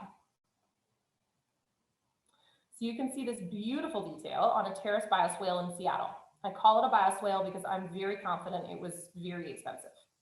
Note too that although these beautiful Pacific Northwest examples aren't directly applicable to our climate, the rains there are slow, soaking, and regular, and the soil is generally able to infiltrate stormwater. Our storms, on the other hand, are typically very flashy, and in many of Northwest Arkansas's locations, as we've talked about, infiltration is limited. It's also sometimes risky, even if you can do water infiltration here. In general, Northwest Arkansas's geology provides us with a slightly alkaline sandstone layer that sits atop a slightly acidic Pennsylvania weathered shale, which itself sits on a slightly alkaline Mississippian bedrock. Promoting infiltration in bioswales, even when not located near the clay layer, is often not our recommended approach due to the potential of dissolving underlying calcium carbonate-rich bedrock with a steady input of water that's made slightly acidic by filtering through those Pennsylvania layers. So unless you're very sure about your specific site's geology, promoting infiltration may be unwise. Surface storage that's sized for our sudden and flashy storms is much more practical. I told you we'd talk more about tree grades. I just really wanted to tuck this in here to mention, as you're thinking about streetscapes, don't use tree grades or structural soil. They don't support strong tree growth long-term, and they provide much less benefit than continuous soil vaults, right? And open soil volumes that also help infiltrate water. I'm happy to discuss this more at length. It's one of my favorite soapboxes, but I also just wanted an excuse to show you this quick slide pair. And this has decided to speed itself up. So I may have to do a little backtracking. Finally, in terms of permeable pavements, we have found only a few to be successful and practical. We've seen only failure on permeable concrete and asphalt, not a single success. They're not even worth discussing, in my opinion. So on the right is the only permeable paver I'd really recommend considering. The joint spacing and thus the infiltration rate through the pavers is generally too tight to be of much use with our flashy storms. The water just runs right over the pavers as though they weren't permeable. The paved drain system does consistently maintain an exceptionally high infiltration rate. There's some cool videos on YouTube about this that works for a flashy storm climate. However, due to cost, we almost never find these to be practical. We had used them sparingly in the design of the Cultural Arts Corridor, and they were cut for budget reasons at the end. And my theory is if we couldn't afford them on that project, I'm not confident in their widespread usefulness. The turf stone system at the upper left is okay if you need the look and get the subgrade right, but the soil needs to sit slightly below the top of the paver to ensure that you aren't driving on the roots of the grass, but only on the tops of the blades. Native gravel with no fines is probably our top permeable pavement recommendation for cost, practicality, and effectiveness. The infiltration rate is pretty nice, again, if you can get filter rock that doesn't have fines in it, and you can count on a 40% pore space for storage. We've seen some developers use this system over 12 to 24 inches or so of geotech wrapped filter rock with the subgrade graded to drain or provided with a snaked perforated pipe. This has provided the cheapest structured water storage under pavement that we've seen, and it works great. It's located, there's an example of this located in downtown Bentonville if you're curious. But not a single layer of your subbase can have fines in it for that to work, and you have to be on site to double check.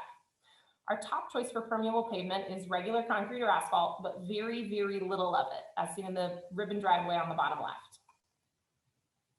Think about how you can simplify these systems as much as possible, make them easy to clean with lots of redundancy. Here's one design example where the drive aisles are asphalt, parking spaces are gravel, again, no fines. So that cuts down on the impervious surface area pretty significantly in the parking lot, since most of the area are parking stalls. Gabion baskets form a permeable wall to create stormwater storage in the large center ditch. Again, notice the lack of amended soil or under drains. That means water flowing through the parking lot spaces can weep into the ditch, and standing water in the ditch can weep through the parking space gravel reservoirs as they dry. Utilizing these gravel reservoirs under paving or at the bottom of ditches is pretty cheap storage for stormwater, and it also provides a thermal refuge effect, which allows water that's heated up by flowing over all that hot pavement or standing in the sun in open storage areas to cool back down before flowing ultimately into adjacent streams. So our action item here is to increase feasibility of LID features by making them more affordable to install, and that really means simplifying them in our experience. So we can then treat the remaining stormwater in large amenity landscapes that can help educate people about water quality. Here's one we did at Ozark Natural Foods' new location, which incorporates a ditch planted with horsetail cut into the existing parking lot and stores roof water in a large reservoir under the gravel patio. The detailing here is extremely simple. We used a raised planter to protect the outdoor seating from traffic and used that to create several feet of filter rock fill below the patio. We left the existing asphalt in place to reduce carbon emissions from machinery demoing it, trucks hauling it off, and to save space in the landfill. The soil below it's heavy clay anyway, so infiltration would have been limited. Instead, the patio gravel void spaces can fill with water as the gravel patio isn't used in the rain anyway. The plantings on the site are both entirely native to the Ozarks as well as edible or medicinal. This project is a great example of using very affordable LID as icing on the cake of an already sustainable project. Most customers walk, bike, or have only a short drive to the store because it's placed in the middle of a highly developed neighborhood. The building and parking were existing, so the renovation takes advantage of significant embodied energy and avoids disturbing additional currently productive land. Here's another low impact development project with a nice ditch and the right pattern. Compact, walkable, and located on a fully disturbed infill site, in this case, a former rail yard in Argenta. We narrowed oversized drive lanes to add on-street parking, which allowed us to provide smaller on-site parking lots. We added an oversized ditch with a gravel flow line, primarily surface storage and no under drains. We didn't have storm infrastructure to tie the under drains into, and we're very low relative to the storm infrastructure that's a few blocks away. So we decided to let the site continue to overflow and flow on the streets as it had before. Plantings are all native and they're designed to be happy either bone dry or with soggy feet, which are the extreme conditions that ditch plants require. The inside image is just to show you the structure of that ditch before the plantings filled in. So this action item is to design watershed scale stormwater facilities, right? So we have to, if we're really focusing on infilling existing cities, we know and have seen in those early videos that existing development is already creating problem runoff. So we really need to be thinking about how we utilize those watershed scale stormwater facilities to support the existing development that's already causing downstream issues, and as well as supporting new infill development. So we'll wrap up. I think we're doing okay on time. We'll wrap up with a series. We've got 4 case studies of conservation development, which is sort of an offshoot of smart growth. Conservation development projects are generally necessarily large. They're often greenfield, right? Which is kind of our first, we need to use caution, right? But putting a % of the project into permanent conservation, and then they build with more density on the rest of the site. So again, it's really it works well for large projects with existing high priority natural areas. It's not a fit for every site. Some sites are better off fully developed with conservation happening on those regionally identified high value areas. So the first model is in Arkansas. It was the first one of this type in the state. It's called the Village at 100. You're familiar, it's pretty well seasoned. So it was designed in 2004. It's in Conway. It's 129 acres with 366 homes and 150,000 square feet of commercial space. Suitable to its urban setting, a much lower percentage of the project than we'll see in some of the other 3 examples was put into preservation. But it was also developed, that remaining conservation area was developed the most intensively of the conservation projects that we'll see for water resource management. So that conservation area is now a preserve and was developed and really provided with pretty intensive stormwater features. Because the University of Hendrix was the developer, the stormwater features were intentionally designed to be used as an outdoor classroom by chemistry, biology, and environmental science students. Extensive testing over the past decade has shown that water coming out of the dense adjacent development is cleaner than the water that runs into the property. This is achieved with a series of 4 bays to capture trash, sediment, and pollutants, as well as stormwater storage and constructed wetlands. These ecosystem services are in addition to the habitat area that has been created and serves as an amenity for both residents and the environment. The system was placed over a blue line stream, so it includes habitat ladders that allow aquatic life to navigate the tiered system.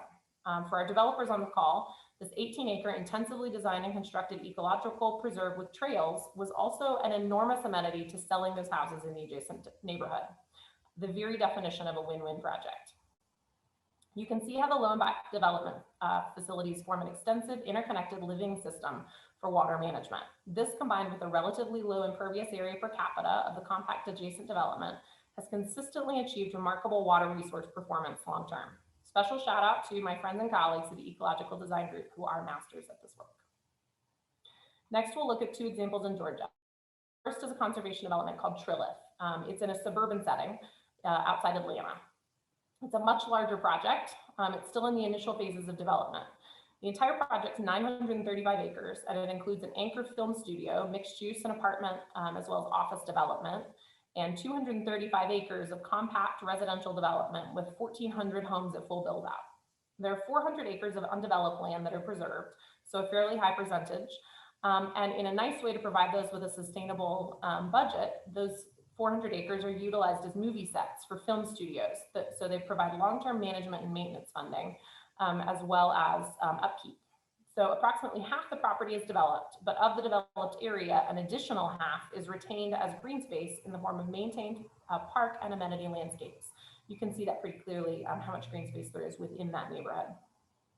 The stormwater infrastructure on the site is handled as an amenity, with tiered ponds providing stormwater storage and quality features. They've also mastered the low-tech, simple sustainability as a complement to the smart development pattern. The sidewalks throughout the development are stabilized gravel without fines, which meets ADA requirements when installed correctly, significantly reduces impervious area and captures sediment, and is more flexible long-term than concrete on expansive clay soils, which Georgia shares with us.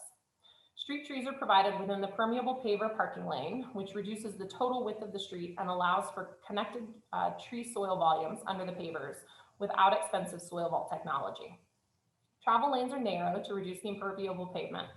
Many homes, such as those on the bottom right, face onto parks rather than onto the street, so they have auto access via a narrow rear alley that provides for fire response and trash pickup. This dramatically reduces the impervious area per home, as the only paved access is that narrow alley in the rear, and it adds value to the park-facing homes. Turf grass is limited to usable shared lawns in parks, while each home has its own garden with gravel or paver outdoor living spaces, but no personal lawns to maintain. This also makes reducing chemical application to the lawns in the neighborhood an achievable policy. Our third case study is also in Georgia. It's one of the leading projects of this type nationally. If you've heard of conservation development, you've probably heard of Serembe. So it has a rural setting, so it's the highest percentage of any of the projects in terms of area retained as conservation.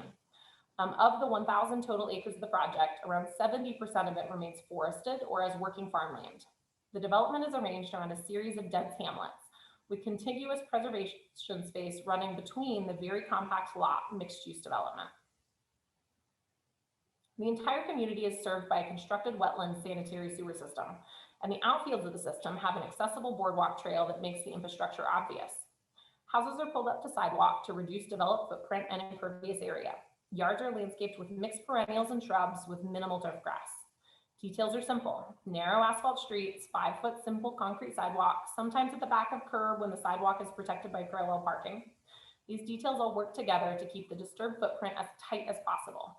One downside to both of these projects that we've looked at is that real estate in them is so in demand that the homes in really all of our case studies end up being pretty expensive, even with pretty small house sizes. This product format is incredibly well received by the market, and its own success can limit the accessibility of homes as demand pushes prices higher. Finally, let's have a brief discussion about our first conservation development here in Northwest Arkansas. I honestly hesitated to include this one. As many of you on the call know, it's been a contentious project, and I think the bruises are still pretty fresh on both sides. I'm honored to be serving as the town architect on this project, though, and after discussing it, I decided to include it in our lineup today so that we can have a clear-eyed conversation about the challenges that remain in implementing conservation development and smart growth in our region, both legally and culturally. Markham Hill is unique among the case studies as an incredibly early phase project. It's being developed by the same practitioners as the Village at Hendricks, which was our first case study. And if you haven't been involved in the extensive conversations about this project as it went through city approvals, you may still be familiar with the hashtag Save Markham Hill signs from around town. A major challenge of conservation development in the region, I think, played out on the project in real time. Current codes throughout our region, again, are set up to promote greenfield sprawl developments. Much of this site was zoned RSF4 and could have been clear-cut for a suburban format neighborhood. The development team proposed a conservation development pattern which concentrates the same number of total units that would have been allowed under the existing RSF4 on much smaller lots on the relatively flat and cleared ridge lines. Both sides of the development fight feel that they're trying to save Markham Hill, and neither side is wrong, but current codes and processes also support neither side very well. Instead, they support that third least desirable development and growth format of suburban sprawl and low density housing, which would have done very little to protect this special place. One level of activity that has occurred on this project that would be very difficult for city governments to expect as a market standard is the intensity of due diligence as it relates to understanding existing natural flora and fauna, springs, wells, water flow across the site. Having been involved over the last 3 years, I can say firsthand that it is exceptionally in-depth and unmatched to any project I've ever worked on, public or private.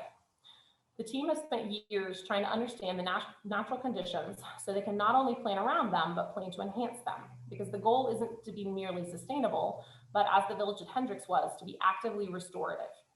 As we've all seen firsthand, just because land is undeveloped certainly doesn't mean that its storm flows are appropriately managed, that its forest canopy has appropriate age and species diversity, or that invasive species aren't a significant challenge to the ecosystem function. Smart growth is really a baseline improvement over our current sprawl codes, but it does little to address existing sites on undeveloped or unmanaged landscapes.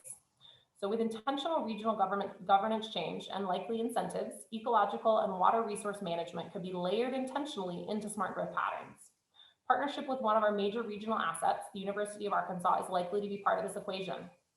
The changes that can make major ecological differences don't necessarily add expense or time, as long as someone is thinking to incorporate them into the design initially. An example here is that the neighborhood design started with a design workshop between a university biologist, local native plant expert, and the design team to strategize how to intentionally design the detention and retention ponds of the neighborhood to serve as ideal breeding habitat for the spotted salamander that was found on site. The changes needed to accomplish this were fairly easy. The initial coordination, thought, and biological surveys of the property were needed to support these changes, though. That initial work with biologists and native plant experts also supported the development of a landscape pledge, which ensures that throughout the neighborhood, lawn is used sparingly, if at all, landscapes will be native and drought tolerant to reduce water use for irrigation, and chemical inputs in the landscape will be intentionally minimized to reduce runoff into adjacent water bodies. And again, to be clear, this is not business as usual on development projects by private developers or regional cities on their and as far as I've seen, even major foundations or companies.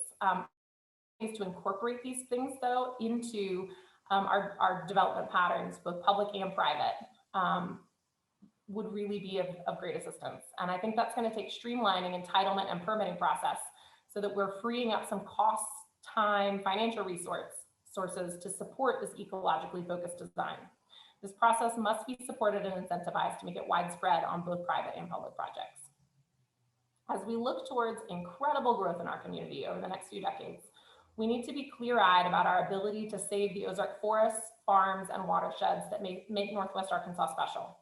Development tools are available to significantly reduce the environmental impact this growth will have, but it will require concerted effort on the part of environmental groups, citizen advocates, city governments, the university, and regional foundations to ensure that our growth is sustainable, intentional, and at its best, potentially restorative. And I think we're a couple minutes over, but we still have some time for questions. Allie, thank you so much. Is there anybody out there that has particular questions about zoning or anything that Allie talked about? I know there's one question out there currently about infiltration. I think you had mentioned that there are some situations that our karst geology doesn't do well with infiltration. And Mark Robertson's question was that if infiltration is a natural event and has been part of the Ozarks ecosystem throughout time, why would using infiltration as a strategy be a problem? Does it have to do some more with the new volume of water that would be infiltrated? It does have to do with new volume. It also has to do with, the adjacency of our work generally to built spaces, building foundations, and structured elements. If you have in a karst landscape a sinkhole, right, some settlement, some movement, if it's an undeveloped piece of land, that's really not an issue in general. If you are introducing a new level and intensity of infiltration in an area that is surrounded by buildings and streets and quite a bit of structure, even a little bit of movement could really have negative impacts. So in general, we have been potentially more conservative than we need to be, but we do try to be really intentional about utilizing storage within the system to slow and store and then release water back into it after the peak flow has subsided.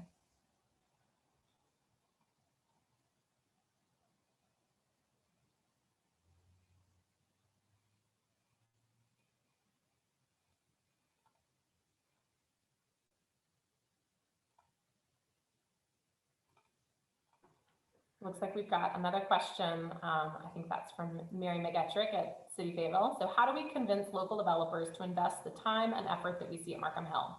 What are a few ways that we can improve our current conservation subdivision code?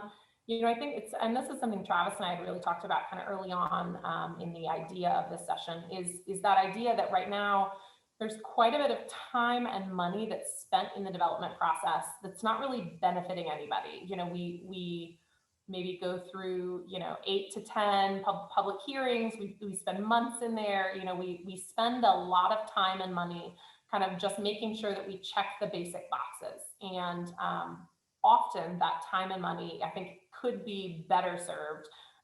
You know, if we could streamline that development process, maybe that time and money could be spent more on ecological research. I think it probably also needs to be an incentive, right? You can do a kind of project, you know, if you're on a really big, really environmentally sensitive site, you can do more, right? You can have more units, you can have some form of that if you are doing a high level of ecological design. And I think identifying those sensitive natural areas, what are those high priority sites that if somebody's working on them really have to be done in a specific way? I think identifying those up front so the developer, you know, doesn't get surprised by that midstream would also really help free up some resources. In my experience, how much emphasis has or is currently being placed on maintaining or replanting native trees and vegetation as riparian buffers in new subdivisions, as opposed to turf lawns mowed up to the edge of stream banks? You know, it's something that I think we have, again, it's low-hanging fruit that we have a major amount of improvement that we could be doing regionally, right? You drive past neighborhoods, live in neighborhoods, and you guys see what those detention ponds look like. They are mown turf grass. And a lot of it has to do with maintenance, right? It's cheaper to install upfront when you need to get all of your dirt covered so you can get your, you know, grading permits okayed and that you don't have erosion. It's easier to roll out or, you know, seed ryegrass. So I think there are changes to our system that maybe, again, we could be incentivizing. Establishing mixed perennial meadow plantings in these, I think, would really be helping with water resources. I think they'd also really be helping with habitat creation, but there's going to need to be a lot of education. There's going to need to be sort of an industry that grows up around knowing how to maintain them, because they're not no maintenance, just like turf grass is not no maintenance. You know, somebody's still out there mowing it, fertilizing it, right? You know, regularly maintaining it, but the maintenance is really different, and we don't necessarily have a market education or kind of industry to maintain that yet. So I think one way that cities could lead that is to begin to implement that on their own projects, so that they're utilizing local contractors, they're supporting the hiring, training, right, and development of companies that are doing this and know how to do it. We've seen a lot of developers who wouldn't have thought about it, but as soon as they know that somebody can do it and it costs more or less the same, you know, they're very open to it. But it's just setting up that culture of it being just as easy. And so I think cities could be leading that because they spend a lot of money on maintaining turf grass too.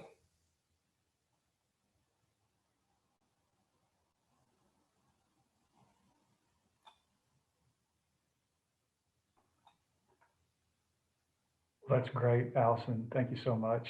And what we'll probably do is, if y'all have questions you think of throughout, you can even email them in to us at to IRWP, and we can continue the conversation because I'm sure there are other things that will come up as you think about it.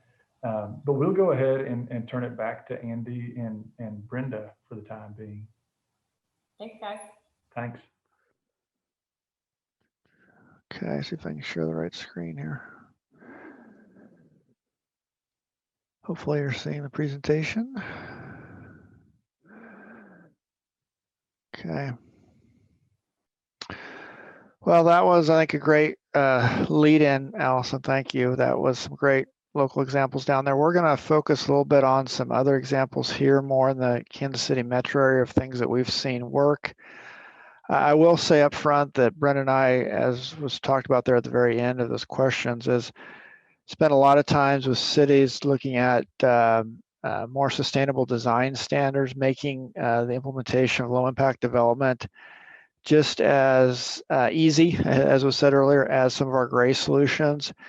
And really looking at stormwater management, again, once again, differently than just conveying that peak flow. And I think that's where we get the cost savings and some of these multiple benefit solutions we're going to present here today, is thinking about stormwater once again differently as a resource, and how do we manage that, not as a waste. And the solutions start to look differently, but as was said earlier, we still have a ways to go. We need to get these more integrated into design standards, design guidelines, and we're making progress here in Kansas City, Missouri. We have a recent green infrastructure design manual that's component-based so that we can provide flexibility for the designers in these different situations. So a lot going on in the Midwest. So if you have questions about that, we'd be glad to talk about that as well. But yeah, it's going to take I always say that it took 100, 150 years for us to get into these problems. We're not going to get out of them in just 10 or 15 years. It's going to take some time. So with that, I'll get into our second presentation. I would like to focus on some items here that increasing that value of stormwater. Once again, we're going to talk about facilities that help with not only water quality and flood control, but quality of life, aesthetics, some examples.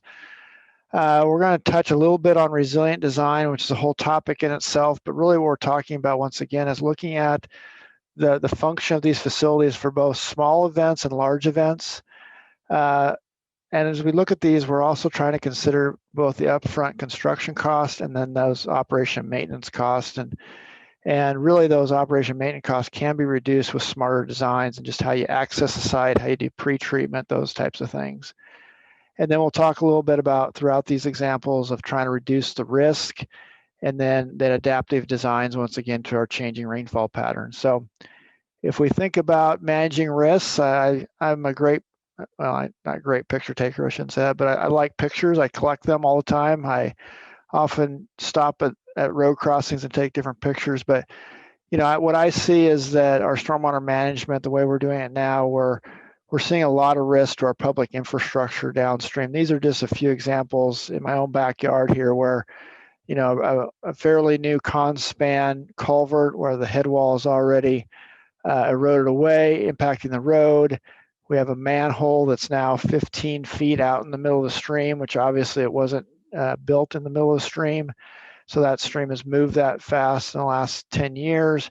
And then the most visible example we've had here in Kansas City, the historical Satchel Paige baseball stadium was almost lost. The grandstand was almost lost 2 years ago in that flood event I mentioned earlier, 2018, where that's the back pilings or the structure from the stadium. So it was undercutting that. So those are our public infrastructure risks. We have our flooding risks, and then, like I mentioned earlier, those ecological risks of how our stormwater management is currently working. So how can we do things a little bit differently? Well, how can we do that differently, like we mentioned earlier, and I won't go over this again, but it's kind of that multifaceted approach to stormwater management. We're trying to, once again, collect, provide some amount of control, and then convey, and then plan for those unexpected events by looking at those overland flow paths, looking at a systems approach to stormwater management. Examples here, and we just put a whole bunch of pictures in here. We're not going to be able to go into each one of these, but just wanted to give the audience a little bit of variety, as Allison showed, with different methods. And I agree 100%. The more we can keep these simple and within what people are typically looking to see, they're more successful. I will support what was said earlier, that you'll see in several of our pictures, we've used the paved drain product pretty extensively because of its high infiltration rate and its ability to be restored. It can plug with leaf matter, organic matter, but with a regenerative vacuum truck, you can bring it back to full infiltration rate. We've been doing a lot of monitoring of pervious pavements, and that's the one that we've been able to prove can be fully restored back. The other ones, it's a little more difficult and cost prohibitive sometimes. Just thinking about, like we talked at the last presentation, green spaces can be more than just lawns. So how can we repurpose some of these areas? Instead of mowing everything, can we provide stormwater management in these areas where we have more of a campus setting? Can we look at curb inlets or street collection as more than just curb inlets? Can we look at them from street planters or small bioretention cells? Once again, how can we collect and then provide some control before we put it in a pipe? Can we look at, swales instead of pipes all the time? So where we have that opportunity, when it's more flat and level, the swale on the left, but you can also do a very integrated, cascading type system that provides that community benefit versus the picture on the bottom would have been a 54-inch, pipe underground that no one would ever seen versus this very kind of enhanced swale that really provides some value in this case in more of a park setting. Can we look at parks once again as stormwater management? So these spaces, parks are great, but also there's a lot of value when we integrate trails and different landscapes to make them interesting.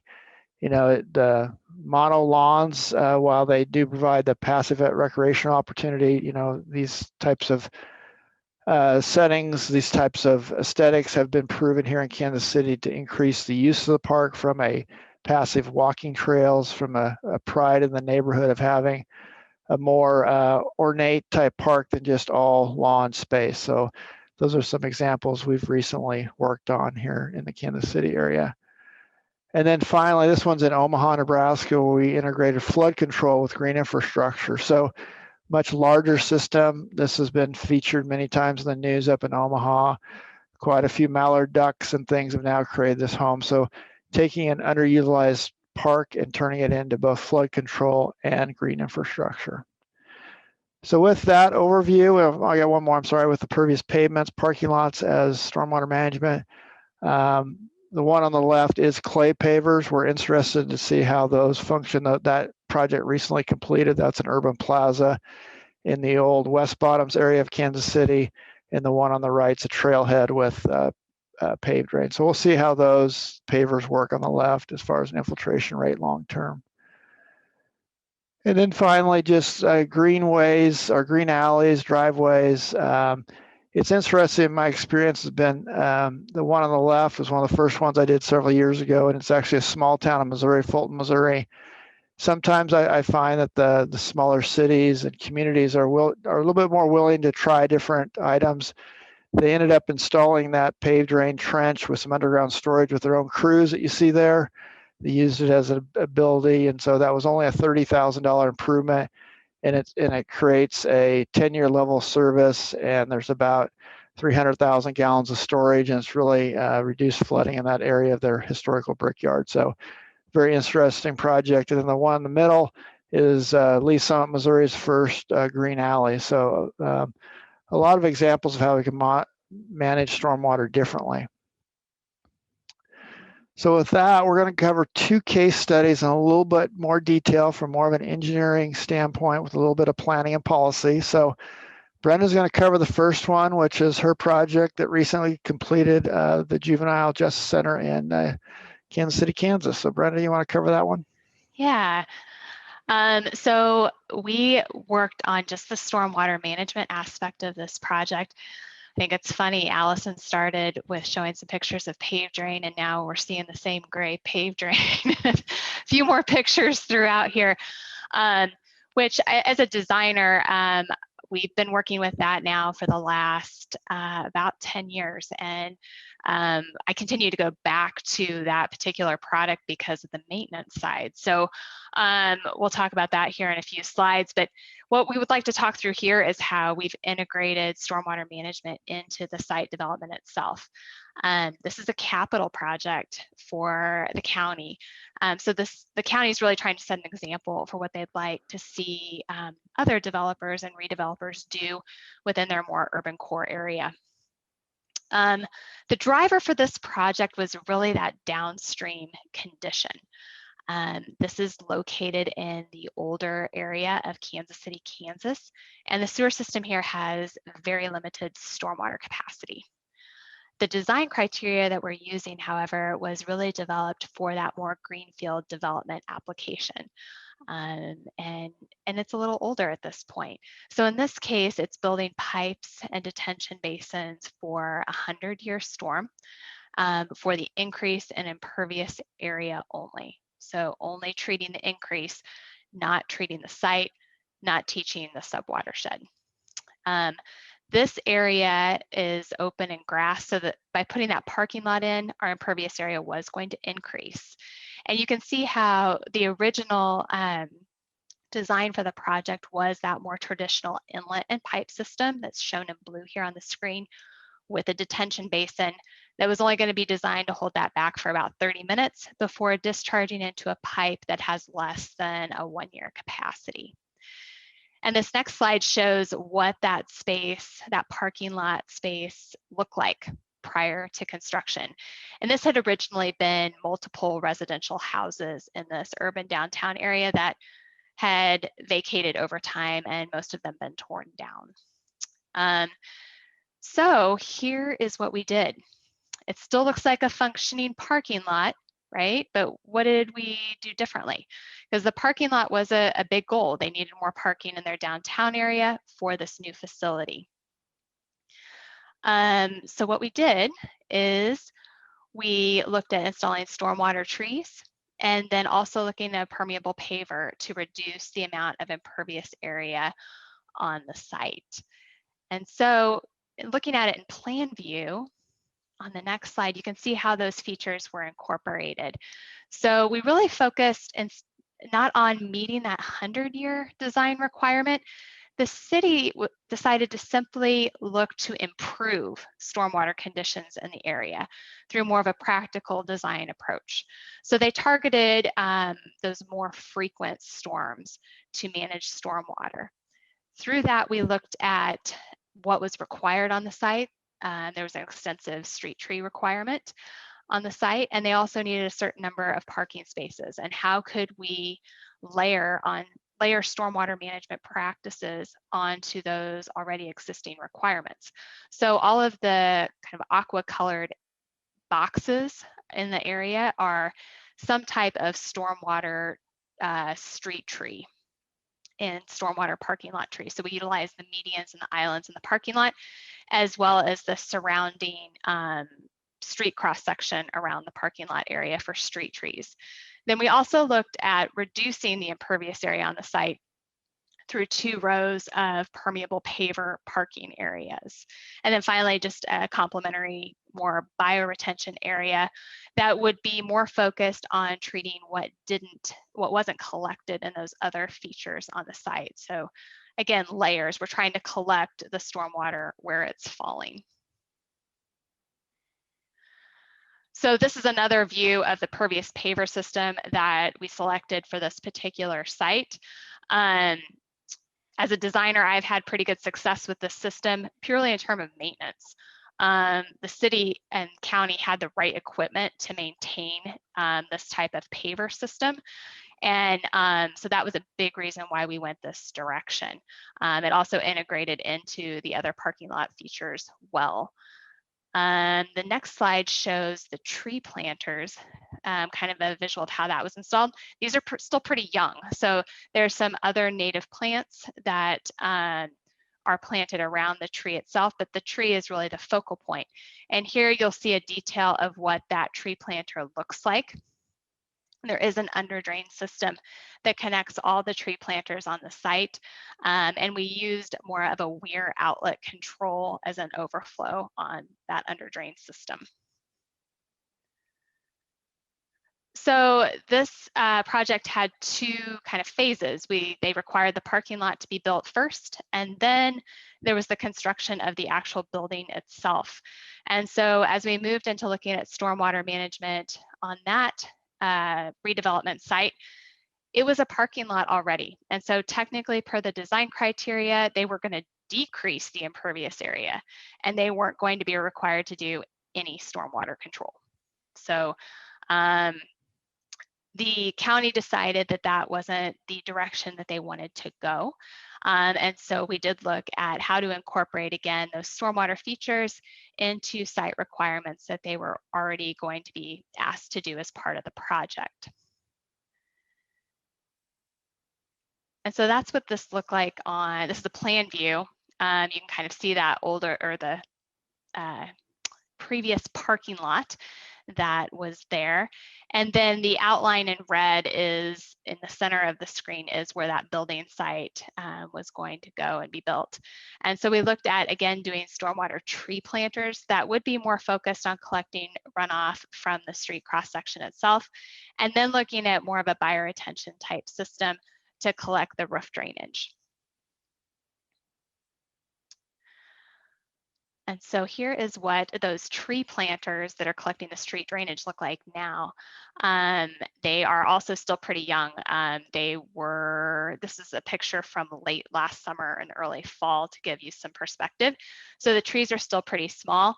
We were there actually after a rain event, and you can kind of see in the picture on the right, you can see where the mulch had ponded up. There's a little debris line of mulch on each of these planters, and it had infiltrated and drained down over about 24-hour period. And so it was really interesting to see that system after it had been working during a rain event.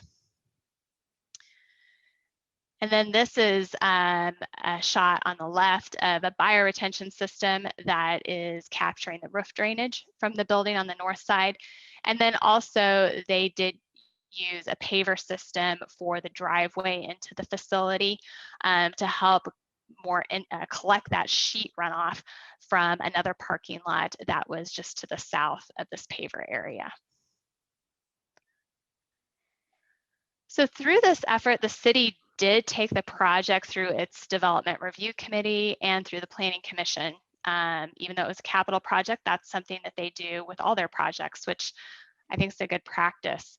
Through that process, though, we did identify a few locations in the code that could hinder future green infrastructure implementation as part of site development and redevelopment activities. And so right now the county is going through a process to really look in their codes to make sure they're not precluding these practices in future construction. So one of these was their landscaping and screening clause and requirements did not allow for green infrastructure or stormwater practices in urban areas where our footprint may be limited to do these facilities. This just gives developers another option. So they've been looking at changing that language. And then they've also got something in their code right now that requires the area between the curb of a public street and the property line to be planted in grass. And so depending on how they want to enforce that, that could also preclude some types of green infrastructure practices in the future. So they're looking at ways to, again, more fully integrate stormwater management into their policy and code as well. So that's an example of some of the site integration. Andy's going to move into talking about how we could increase the value of our detention basins through retrofitting and making those practices work even better. Yeah, thanks, Brenda. This leads us directly into the question Travis had. We're going to do a case study here on some real-time controls or continuous monitoring and adaptive controls. This is 2 examples of it for dry detention and wet detention I'd like to go through. And this is really to get more value once again out of the stormwater detention that, like I said, a lot of times in a passive control situation, we're not seeing much attenuation of the peak flows moving downstream.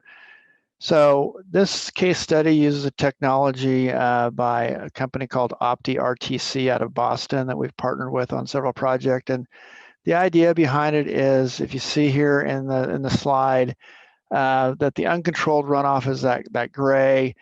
And what we're trying to do with real-time controls that uses NOAA forecasting, I'll talk about here, is make a prediction every minute, basically, of what amount of rain we're going to get. And then it decides whether we're going to open or close the valves so we can maximize the retention time. So basically it's making a logical decision every minute to try to make the detention match as close as possible to that peak target flow rate. So that's the idea behind it, and it uses real-time control, and I'll talk about that here in a second. So what it looks like, if I advance my slide here, is this is what would happen in a passive situation, right? Runoff would come into a facility. small amount would infiltrate, the pond would fill up, or the wet detention would fill up here, and then it would flow out, right? Depending on what that pipe size is leaving the facility. And that's kind of that example I mentioned earlier, where oftentimes that outflow pipe is conservatively designed, so it's can be quite large. It might be 24-inch pipe, and so that retention time might only be an hour or two. So that's limits its benefit. So what the adaptive controls does is has a valve on the outlet pipe, has a level sensor, pressure transducer. It's placed in front of the valve or somewhere out in the detention facility. And then there's a control panel that communicates both incoming and outgoing. So it's two-way communication. And that two-way communication is communicating with the Opti software in the cloud. Their software in the cloud is pulling down the NOAA Atlas or the NOAA weather forecast in real time. And then there's an algorithm based on the water level, how much rain is predicted, a hydrological runoff calculation. And that's done, like I said, about every minute or less. And then it's making a prediction of whether the valve should be open or closed. And I'll show you some examples of where we've implemented this. And so what the advantage is then is, of course, you can increase that storage level because you're actively controlling it based on the forecast and the amount of rain that's happened. And so, oops, I'm sorry. So that's where you're able to maximize that detention. You retain it longer, have a higher water quality benefit, as well as you can release the water in a more sustainable way, so you're not impacting the streams downstream. So the example I'd like to go through today is in Kansas City, Missouri. We refer to it as Gardner Avenue Dry Detention Facility, and I'll walk through that with everybody here today. So what it looks like is it's a facility there. It's shown in red. It's about the only green space that's in an area. It's about 65 acres. That's almost 100% impervious. So very limited area here to store stormwater, but it was originally designed as a passive controlled dry detention facility. It's about a little over 2 acres. Stormwater enters the facility from the 2 arrows there through RCP pipes, concrete pipes coming in, taking the drainage from the 65 acres. This is what the facility looks like. It's in a more of an industrial area, very flat, but not sandy soils, more of a kind of a clay, sandy loam, pretty tight soils. So not a whole lot of infiltration going on here. This is what it looked like before, kind of, it would be either kind of completely dry or would have standing water in it, because the passive controls was this. The city had installed a weir and then put in this, if you can see that black panel on the bottom, it's a 1 foot by 1 foot manual sluice gate that someone would have to either take out or put in. If it was taken out by a maintenance crew to drain it down, they often just sat the plate on top of the weir wall, walked away, and might come back a couple weeks later, so you didn't get a whole lot of value. If the plate was in, it would be standing water for 2 weeks and all the vegetation would die. So not a very sustainable way that way as far as the site itself. So could we maximize this facility using real-time controls was the idea. So where the sluice gate was out there, that black panel, we inserted a 8-inch butterfly valve shown here with an actuator that runs to a control panel, solar panel, batteries in the box behind the solar panel, and then a cellular communications for the two-way communication. And so there's a dashboard that goes with each installation, so you're able to see in real time water level. You can see the NOAA forecasting, the radar, and then you can either have it in automatic or manual mode, so you can switch operations. So remotely, you can control this facility. You could open the valve if you wanted to in real time, or you could let the algorithm calculate the solution and open or close the valve. And so here's the logic that went into this facility. It was meant to look at the smaller facilities. So basically, during a wet weather event, the question's being asked, does the rainfall from the NOAA weather forecasting is that runoff going to exceed the amount of storage we have? And if it's not, then the valve is going to stay closed. If it is, then we're going to open it, and then it's going to recalculate that every time. And then after the rain event is over, the goal was to retain that water for a 24-hour period before we started to release it. Now, if another event was predicted, this 24-hour hold time would be overwritten and the valve would be open if the prediction was for additional volume to exceed the overflow. So that's the logic that goes into it. This is how it essentially works. This is a real event. This is a real monitored. The line here in blue is exactly what happened. The rain was 1.32 inches.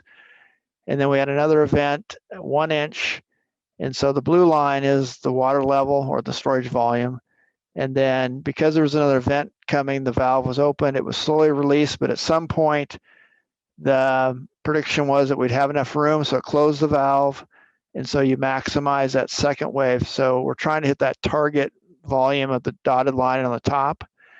The gray line there is what we simulated with a passive model, just saying if we would still have that 8-inch orifice with no valve on it, this is what you would get passively. So the difference between the blue and the gray is the additional value you get with the adaptive control. So that ability to truly manage in real time 2 events compared to a passive can be seen between those 2 different, the blue and the gray lines.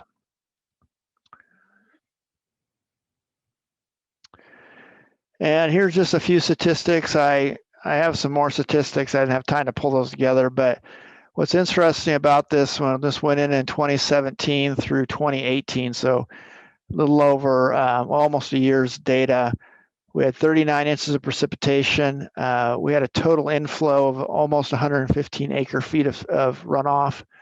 And of that, we were only had 2 acre feet that was uncontrolled, meaning that's the amount that went over the weir without control.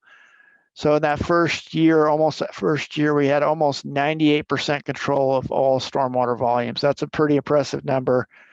Compared to that other example I showed in the previous presentation was less than 1% of stormwater volume control.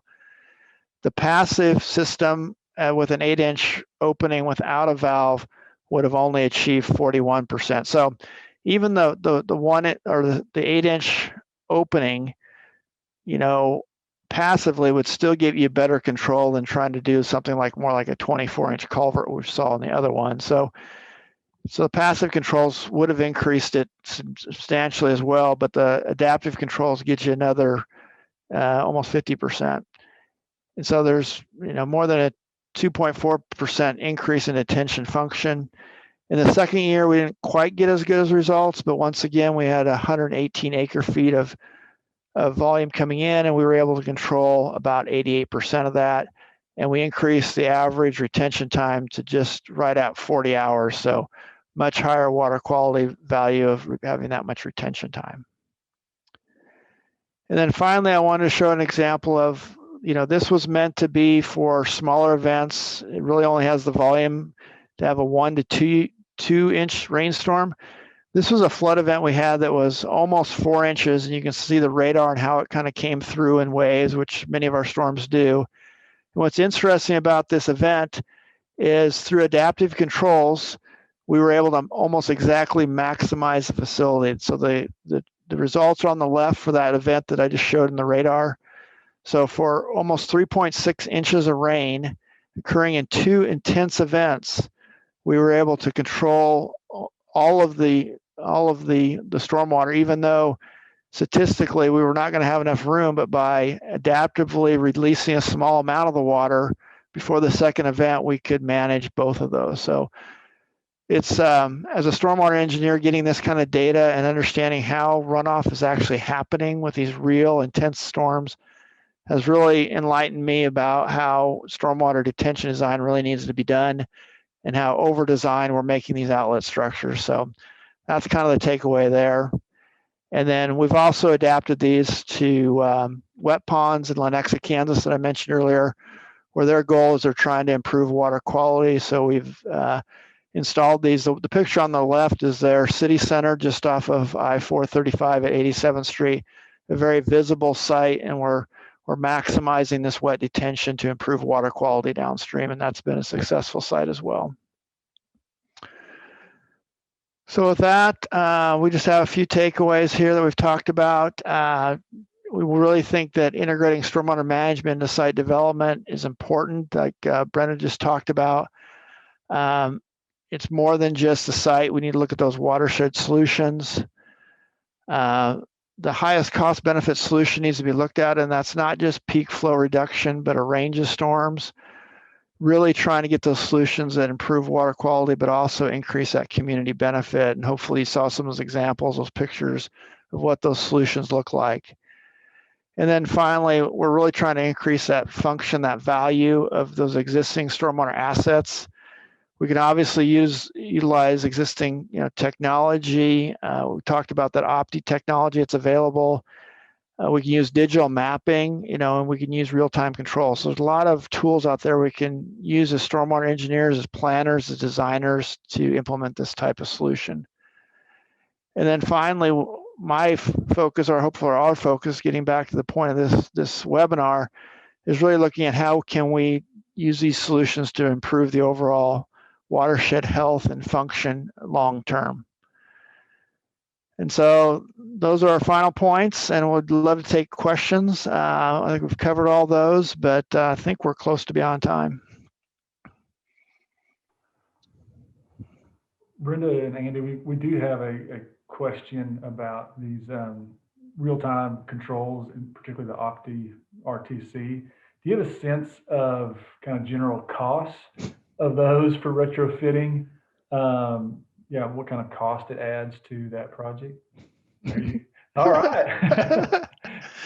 I didn't know if we wanted to get into cost, but here's your general cost breakdown for this type of retrofit. I mean, this one we showed here was actually partially funded with a WRF grant. You're typically looking at your hardware cost up front of around $30,000. We've had a few facilities that have been a little bit more than that because we did wire them for power, so we had to get a power line. So we didn't use solar; we used a power line, so that was a little bit more. So your hardware costs can go, above 30 to closer to 40,000, just if you hardwire it. There is an annual subscription fee depending on how many different gadgets you have on it. A couple of these we have a camera on it, so it's higher than $5,000 a year. It's like $7,500 a year for annual services. So it's not, they're not providing their services free, so there is an annual service fee that Opti charges. And in this case, the numbers here are shown for this site, that Gardner Avenue site. I took it out over 25 years, included some operation maintenance cost. And so the all-in for this facility for 25-year present value was a little over $112,000. So in comparison to, finding or, a site that would provide this much storage, tends to be very cost effective to increase the value of the site from a stormwater management standpoint. I've got kind of a follow-up question. Yep. You were showing that there was kind of a manual override feature. Yep. Who is controlling that? Is it someone on public works staff, or is it the Opti RTC employees? Sure. Yeah. So you can set up the administrative account for whoever you'd like. So in this case, there's a gentleman at KC Water that has admin rights that he can open the valve manually. Opti, they can if you call them and want them to change the site, but they really leave that up to the owner. They do have administrative rights, so I guess they could open the valve if you ask them to, but typically it's at a city level, or so the ones in Lenexa, there's a gentleman at Public Works that has control of that as well. So it's just setting the admin rights for that dashboard I showed. And then you can set up for other people just to have viewing rights to the dashboard. So you can limit who has access to be able to open the valve manually.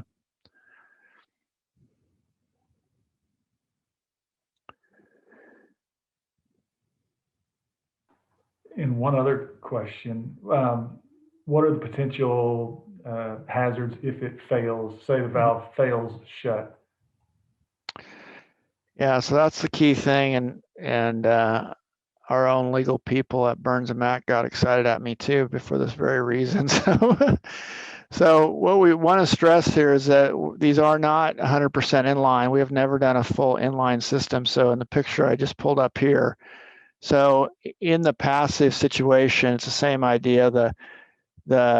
We did stormwater calculations, the weir calculations, so we can route all the stormwater going over this weir shown on the right without any flooding upstream. So we have not done one of these where the adaptive controls would have to operate to prevent flooding upstream. So there's always a secondary overflow in the ones we've done. So in this case, the weir itself, if the facility was completely full and we got another event, that weir flow can still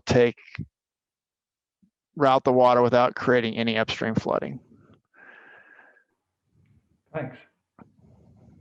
Any other questions out there?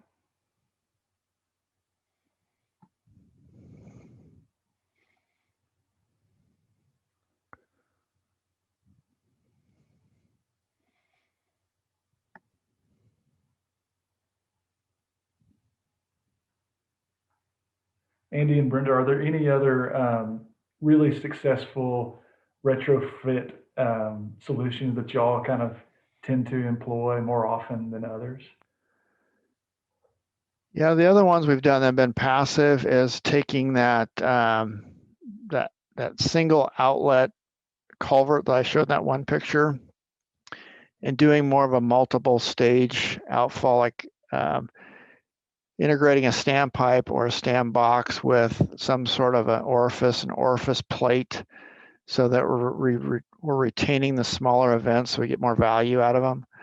So that's the other passive kind of design, so retrofitting those outlets where you're at least getting additional retention and then having a multiple discharge, to your point earlier. So if it keeps raining and it rises up, that it can spill over like a stand box, like weir, and go out. So you have some redundancy, but getting some sort of a multiple stage outlet structure is what I would recommend. Increases the value.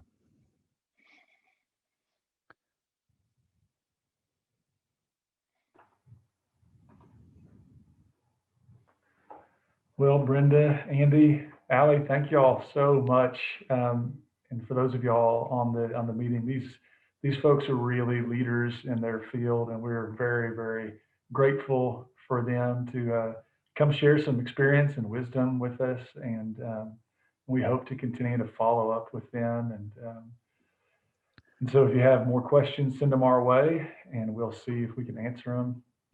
We're going to turn it over now to Marcin Nance from the Northwest Arkansas Land Trust, a guy who's out there hustling every day to save land in Northwest Arkansas. He's going to talk to us a little bit about conservation easements, what they are, and how to go about using them in development.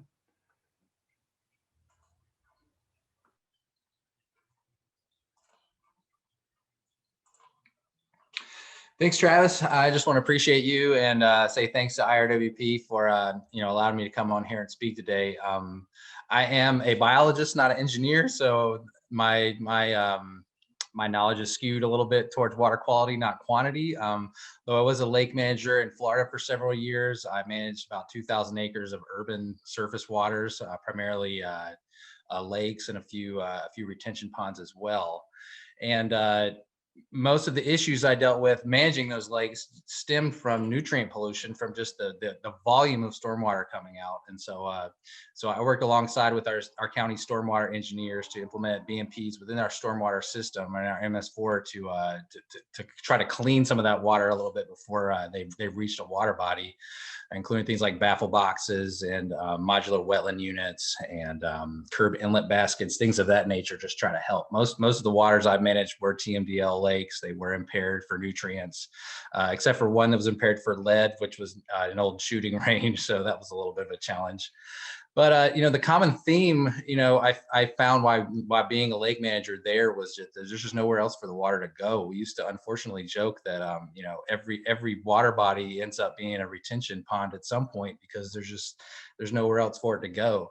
I came to Arkansas excited because I saw the growth here in Northwest Arkansas, but we're still in a pretty good place, as Allison alluded to, that most of the development has not occurred yet. And so we're at this really interesting point right now where we can actually help shape some of the planning and shape some of the conservation needs to have the greatest impact for improving water quality and reducing things like flooding and those kind of things.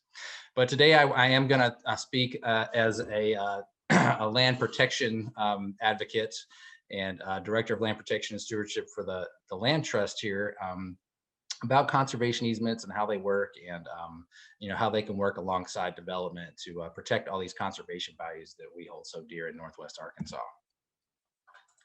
So if I can get my screen to go here. Yep, so just a quick outline. I'm going to just talk a little bit about what exactly a land trust is and what we do, and just go through some general basics of conservation easements, along with some quality of life benefits and some tax and economic incentives to actually putting land into conservation. So Northwest Arkansas Land Trust, we were founded in 2003 right here in Fayetteville. We are a 501c3 nonprofit organization. We're funded primarily through partners and donors and private individuals that are just really passionate about our natural resources here in Northwest Arkansas. We kind of filled a niche that needed to be had here, and that we work in a lot of the urban core area, unlike some other land conservation organizations that work on these giant land projects, protecting endangered species and things of that nature, which we also do, but we tend to focus most of our efforts in the rapidly growing areas of Northwest Arkansas. We are accredited by an independent accreditation organization that holds us to very high standards regarding due diligence and financial stability and best practices. And we were the first and only homegrown land trust in Arkansas to receive that accreditation. So we're very proud of that. And we're very proud of the work we've done to attain that accreditation and keep the mission alive here in our region. So our mission is to preserve and enhance the quality of life in Northwest Arkansas for all people through the permanent protection of land. It's pretty much that simple. We're protecting our natural resources. We're protecting places for people to access nature, but we're also protecting the backdrop of our lives here in Northwest Arkansas. I've lived all over the country. I've worked in a lot of really built out cities, Las Vegas, Southern California, Orlando, Florida, places that they're sprawled and they're built out, and it takes a long time just to get across town, let alone to access nature or natural space. And we're very fortunate here in Northwest Arkansas that within a 10 or 15 minute drive in any direction, you can be outside in natural spaces, and our cities are starting to come on board with providing more of these amenities close into town, so people can actually walk to natural areas and be able to get outside and enjoy those benefits. So yeah, we work in 13 counties in Northwest Arkansas. We have properties all the way in Marion County and then all the way down in Sebastian County, kind of this big triangle here. We do focus a lot of our efforts on Benton and Washington County because of its rapid development. And I'll show you this map too. You may or may not have seen this from the Clark Labs. So this is a kind of a 2050 prediction of what land use will look like in Benton and Washington counties here. And you can see that, in 2011, it's looking okay, but in 2050, it's kind of startling if the model proves right. We project through this model that we're losing about 10 acres of open space in Benton and Washington County every day to development. And we're not anti-development by any means. We want people to come here. We want to have amenities. We need all these things to service a growing population. But it's important to consider that our green infrastructure is just as important as our gray infrastructure, and will ultimately prove out that protecting these conservation values just enhances and elevates our quality of life in the region. So conservation easements, this can be a pretty long-winded and technical topic. I'm going to try to condense it down for everybody. But in its basic form, it's a legal agreement between a landowner and a regulated landholding entity. So it could be a land trust or a government or municipality. That agreement places certain restrictions on the land to protect its conservation values and water quality, wildlife, scenic value, historical preservation. Those kinds of things are what we're talking about when we're talking about conservation value. It runs with the land forever. So once that agreement is signed and recorded and put into the public record, it's permanent. And so no matter who the future landowner is, no matter what the administration of a municipality may be in the future, they must abide by the terms of that agreement. It can cover the whole entire property, which we do with a lot of rural landowners, but it can cover certain features of property like we do with more urbanized or suburban areas. So we might protect a riparian area or a karst area or a glade or something along those kind of lines on a property, while keeping the other piece of the property out so that it can be developed out. Does not require public access at all. Some people get confused and think that if they put a conservation easement on their property, they have to allow the public to come in and use the property. That's not the case. Almost all of our conservation easements, except for a couple, are not open to the public, with the exceptions of the Kessler Mountain Regional Park, which is a City of Fayetteville Regional Park, and a property in Elm Springs, where they have a heritage park there, and it was the desire of the landowner there to keep the spring for which the town it was named for protected, but also to allow the residents of Elm Springs to be able to utilize the property as a public space. There are some significant tax benefits that can be achieved by putting land into conservation. I'll talk about those here in a little bit. And then the easement itself, that document, it becomes the responsibility of the land trust to monitor and to protect that easement from violation in perpetuity. So once we sign that agreement, we're on the hook basically to protect the conservation values of that property forever. And why go with a nonprofit versus a municipality? In a lot of circumstances, municipalities don't have the capacities, especially in our smaller communities, to actually monitor and defend these things. And so through our work, we're able to kind of fill that gap by protecting a property, but also taking on the burden of actually protecting its values. So how do we ensure forever? As I mentioned before, we are accredited. So we are held to standards, national standards by our accreditation board. We do a lot of due diligence up front. So we do a lot of title investigation, environmental reviews, surveys, that sort of things, to make sure that there's nothing wrong with the property or that there's nothing there that would impact negatively its conservation values in the future. We do help with land management and planning. So in certain instances, when habitat management is an allowance, we require the landowner to provide a management plan. We hook them up with state and local entities to help manage properties and install best management practices for water quality and wildlife and grazing and all sorts of things. But we're very involved with a lot of our landowners on helping them create plans to best use their property while protecting the conservation values. Most of those conservation values in Northwest Arkansas tend to include water quality. We work extensively through the Illinois River watershed and through the Beaver watershed, and both of those are drinking water supplies for a few million people in the greater region. So water quality has always been kind of a prime impetus for the land trust as far as putting land into conservation. Stewardship funding, we do have funding from partners and other organizations that allows us to maintain that perpetuity. It takes staff time and resources to monitor and defend these things, and so yeah, we do keep a pool of money in its own account so that we can draw from when necessary. And then we're ready to defend and protect a property. Part of that stewardship funding goes into a legal defense fund, where if absolutely necessary, we could go to court and defend the conservation values. It's very rarely there's a violation from an actual landowner. It's typically a neighbor who's crossed the property line or done something deleterious in the area that's affecting the conservation values of the property. So we do have that legal authority and ability to actually defend it in court if necessary. So some of the community benefits of land conservation, of course, clean water is a big one. It's a driving force for the land trust. It's a driving force for a lot of conservation easements or conservation work being done in Arkansas. Wildlife habitat is a big one. We like to preserve areas of intact habitat for wildlife. We were working on several corridors in the region to promote wildlife migration. Climate change comes into an issue, and it's pushing species kind of out of their range a little bit. And so we want to protect landscapes that help foster and protect those species as those global climate effects continue to occur. Local farms, we do work with a lot of farmers. Protecting our local food shed is something that's important to us.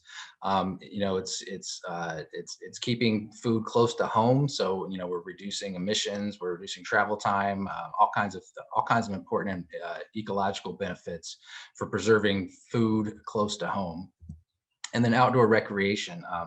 That's another thing we do. We have several properties that we own outright that we allow for public access. So our Kessler Mountain Conservation Easement, of course, is pretty nationally famous for its mountain biking. And then we have other properties that are more appropriate for hiking trails and wading in the creeks and that kind of stuff. So just to reiterate, just as we plan for places to be developed, we must also plan for places not to be developed. Each one of those is crucial and plays a role in our quality of life here in Northwest Arkansas. So the quality of life benefits for putting land into conservation, and we see this in neighborhoods and HOAs. They kind of do similar projects already, but just providing access to nature. Allowing people that opportunity to walk out their door and walk down the street, or walk across the neighborhood and get outside into a natural area. It's been proven over and over again that when people have access to nature that's not highly developed, like a traditional park would be, that their quality of life is better.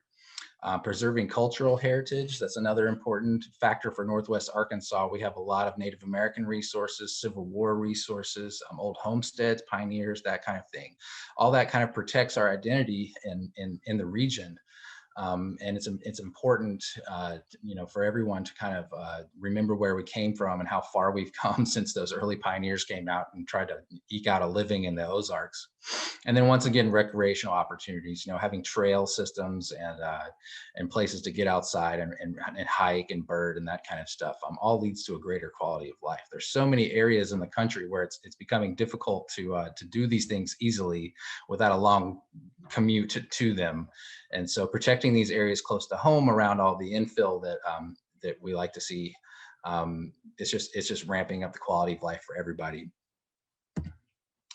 The ecosystem services, the conservation easements provide, like once again, clean drinking water. It's not just the reservoirs and stuff people drink from. They're also drinking from well water and stuff too, right? We're in a karst environment. Things that hit the ground tend to drain into the ground in certain areas. People are drawing water from that. So clean drinking water, definitely important for everyone here in Northwest Arkansas. Lessen the impacts from flooding. This is another one. A lot of the speakers before me have spoken about a lot of this already, but it's critical to protect open spaces to perform that ecosystem service of infiltration. The water has to go somewhere, and so rather than it all being dumped out into an MS4, which leads to a big pipe going into a stream or a water body, the more land we can protect and the more infiltration we can have happen on the landscape, the less the impact is to our water bodies. And then preservation of tree canopy. This is another one that people are really interested in. Trees, they suck up a lot of stormwater, but they also perform other ecosystem services like clean air and kind of helping reduce that heat island effect, which is leads to higher emissions and hotter summers overall. So some of the potential economic benefits of this, there's been a lot of studies out there. This one I found recently from 2001. This was from a study that was conducted in Canada through a literature review. But open space does have a positive effect on real estate values, kind of the bottom line when you're building houses and selling them. Some studies are showing up to 15% uplift in the actual sales of homes, home prices. It's been found over and over again that home buyers are willing to pay a premium to be on properties that are near or close by to open space. And they will also help fund the permanent protection of natural areas in their neighborhood. This leads to greater marketability for home sales, greater quality of life within the neighborhoods, driving up home sales as people live in a place they want to be. My neighborhood in here in Fayetteville is a great example of that. We have a lot of green space in our neighborhood. We have a little pond in the neighborhood. And as everyone knows, the real estate prices have skyrocketed here lately, and our neighborhood was no exception. I mean, houses aren't on the market for 24 hours. They're going over asking price. They're being purchased without inspections. People want to be in that neighborhood because of the amenities that the natural world around it is providing. And here's our property at Wilson Springs Preserve. This is actually a property that the Land Trust owns. There was 121 acres that were put into protection as a condition of development for this particular subdivision. People around the periphery here next to the open space paid a premium to have those houses back up to the green space. This property here is an excellent example of stormwater capture and ecosystem services. That 121 acre property takes in about 900 developed acres of stormwater. And so during high rain events, this whole property will be underwater for a day or two, and then it will slowly release that water back out into Clabber Creek, capturing some nutrients and some pollutants and stuff along the way. So very valuable to protect people's houses from flooding, but also protecting water quality within the Illinois River. So there are some tax benefits to conservation easements. Conservation easements are not one size fits all. They're tailored to every landowner. They're tailored to every property is a little bit different. So we custom make them for everybody. But in 2006, and then it was renewed in 2015 and made permanent, there is a federal conservation easement tax incentive. And a lot of our landowners have been able to take advantage of this by placing their lands into conservation. So donated conservation easements are considered charitable contributions if they meet certain IRS requirements of protection of conservation purposes. And one of those purposes is water quality. There's also outdoor recreation, there's scenic value, there's farmland, there's a host of them. But if you meet these certain requirements, you can consider that a contribution under the IRS. These deductions can be as much as 50% of your total annual income tax, and that can be carried forward for 15 years. And they're often appraised upwards to about 40% of the fair market value. So we had a landowner in Springdale who put 100 acres into conservation. Their property appraised at $500,000, and they received a tax deduction for $245,000. So not a bad deal for putting the land in protection. It's a place they love and live on and don't want to see it developed. And so they reaped a pretty big reward for, like, what we consider at the Land Trust for doing the right thing. So the incentives are there as far as the tax benefits from the IRS go. In Arkansas, there's also a tax credit program for creating wetlands, restoring wetlands, and conserving wetlands in riparian zones. And they may qualify for up to $50,000 state tax credit. And to date, that's been a very easy process to go through. We've had several landowners that could take advantage of that incentive as well. So not as much paperwork and red tape as the IRS one, but a pretty easy way to see some tax advantages. And when you sell large properties and sell homes, you have the risk of having some capital gains taxes, and so by placing part of the land, at least, if not all of it, into conservation, you can kind of bring some of that money back home, as it were, to help your bottom line. I would encourage everybody to reach out to me directly if you're more interested about conservation easements or donation of land. We've worked with several developers in the past. We are working on the Markham Hill project, which, as Allison noted, it's been a little bit contentious. The Land Trust tries to stay out of those kind of political, disagreements as much as we can. We try to act in good faith on behalf of everyone to accomplish the mission of developing smartly and also protecting open space. We are working with Roush Coleman right now on a property out on Clabber Creek, which is it's actually near our Wilson Springs Preserve here in Fayetteville. They're going to donate a 15-acre wetland there to us. So along with that property and the Razorback Golf Course property that was donated to the city for a park, and then Wilson Springs on the other side, we'll have quite a stretch of Clabber Creek permanently protected, and along with a large chunk of green space that's accessible to the public. So, so Travis, that's really what I have to say today. I would entertain any questions if anybody has any. Thank you so much.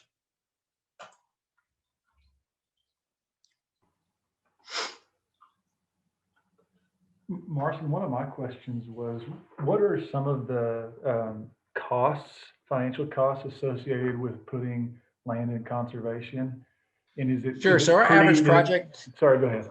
Oh, no. Well, our average project cost to put a piece of property into conservations is $20,000 to $35,000.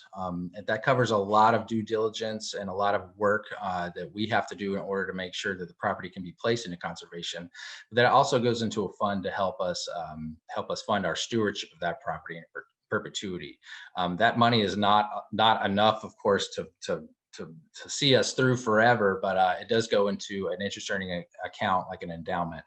And so we do have partners that help us pay for some of that in the region, depending on the property and where it's located. So we try to make that a burden to landowners. Some landowners they have the means to pay for that and some don't. So depending on its conservation values and how important it is to protect, we always try to work with landowners to find those resources.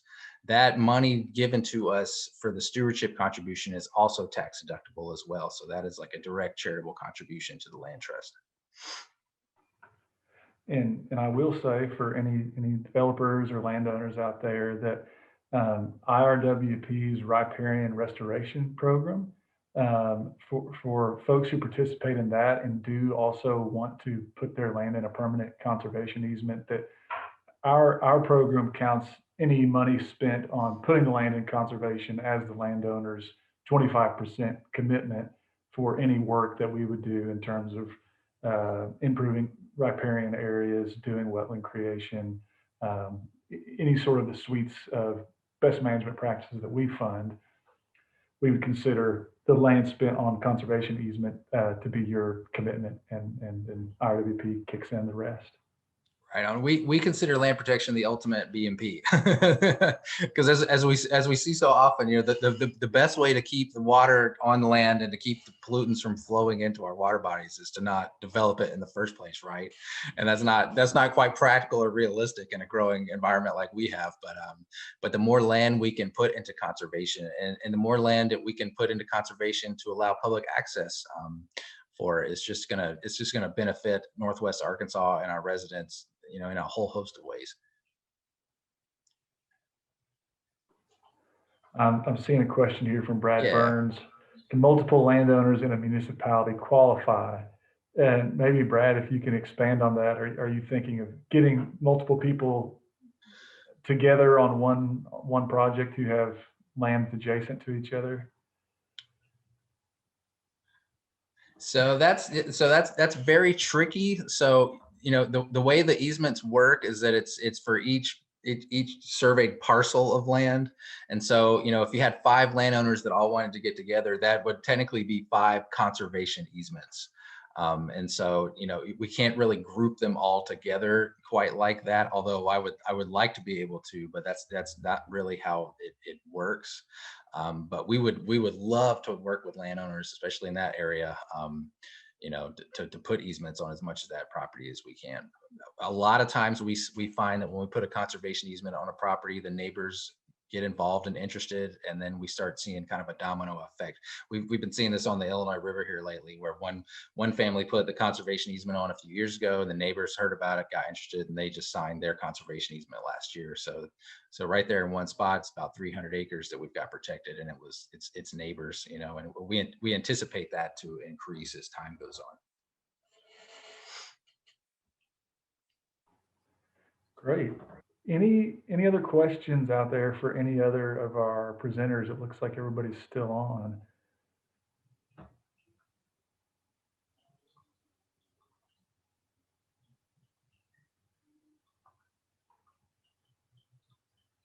Well, then what I think we can go ahead and do is end just a touch early, which is rare. And I want to say thank you again to all these presenters. They've put in quite a bit of time in prep work. and in discussions and meetings leading up to this over the past couple of months. And like I said, they really are leaders in their respective fields. And we're very grateful for everybody who spent this afternoon, and especially grateful to have such a wide variety of stakeholders. That's really IRWP's mission, is to get as many people to the table as possible, to listen, kind of like Marcin said, in good faith, and to hear solutions from as many angles as possible, so that we have as broad an understanding as we do of the way that stormwater is affecting all of us, both upstream and downstream. So Andy, Brenda, Allie, Marcin, thank you so much. With that, unless Morgan, I'm going to check in with you. Morgan is our communications director at IRWP and community relations manager. Is there anything that I'm missing that we need to tell folks? I think so, Travis. I dropped the link for those that are looking to get the CEUs through LACES in the chat early on. If you have any issues with that or any questions, please feel free to reach out to me at my email, morgan@irwp.org. I'd be happy to help you guys get set up. Or if you need the certificates, please email me. And I'll just mention one more time for those of you that are in this webinar and are interested in stormwater management and preserving water quality and natural areas, do keep your eyes open for this upcoming conference we're going to be hosting in November. It's exciting to consider the possibility of maybe being together in person again. And we thank you all for your time and for your commitment to improving this region. And with that, we'll say good afternoon and hopefully see y'all around. All right. Thanks, everybody. Thank you. Thank you, everyone, for your time.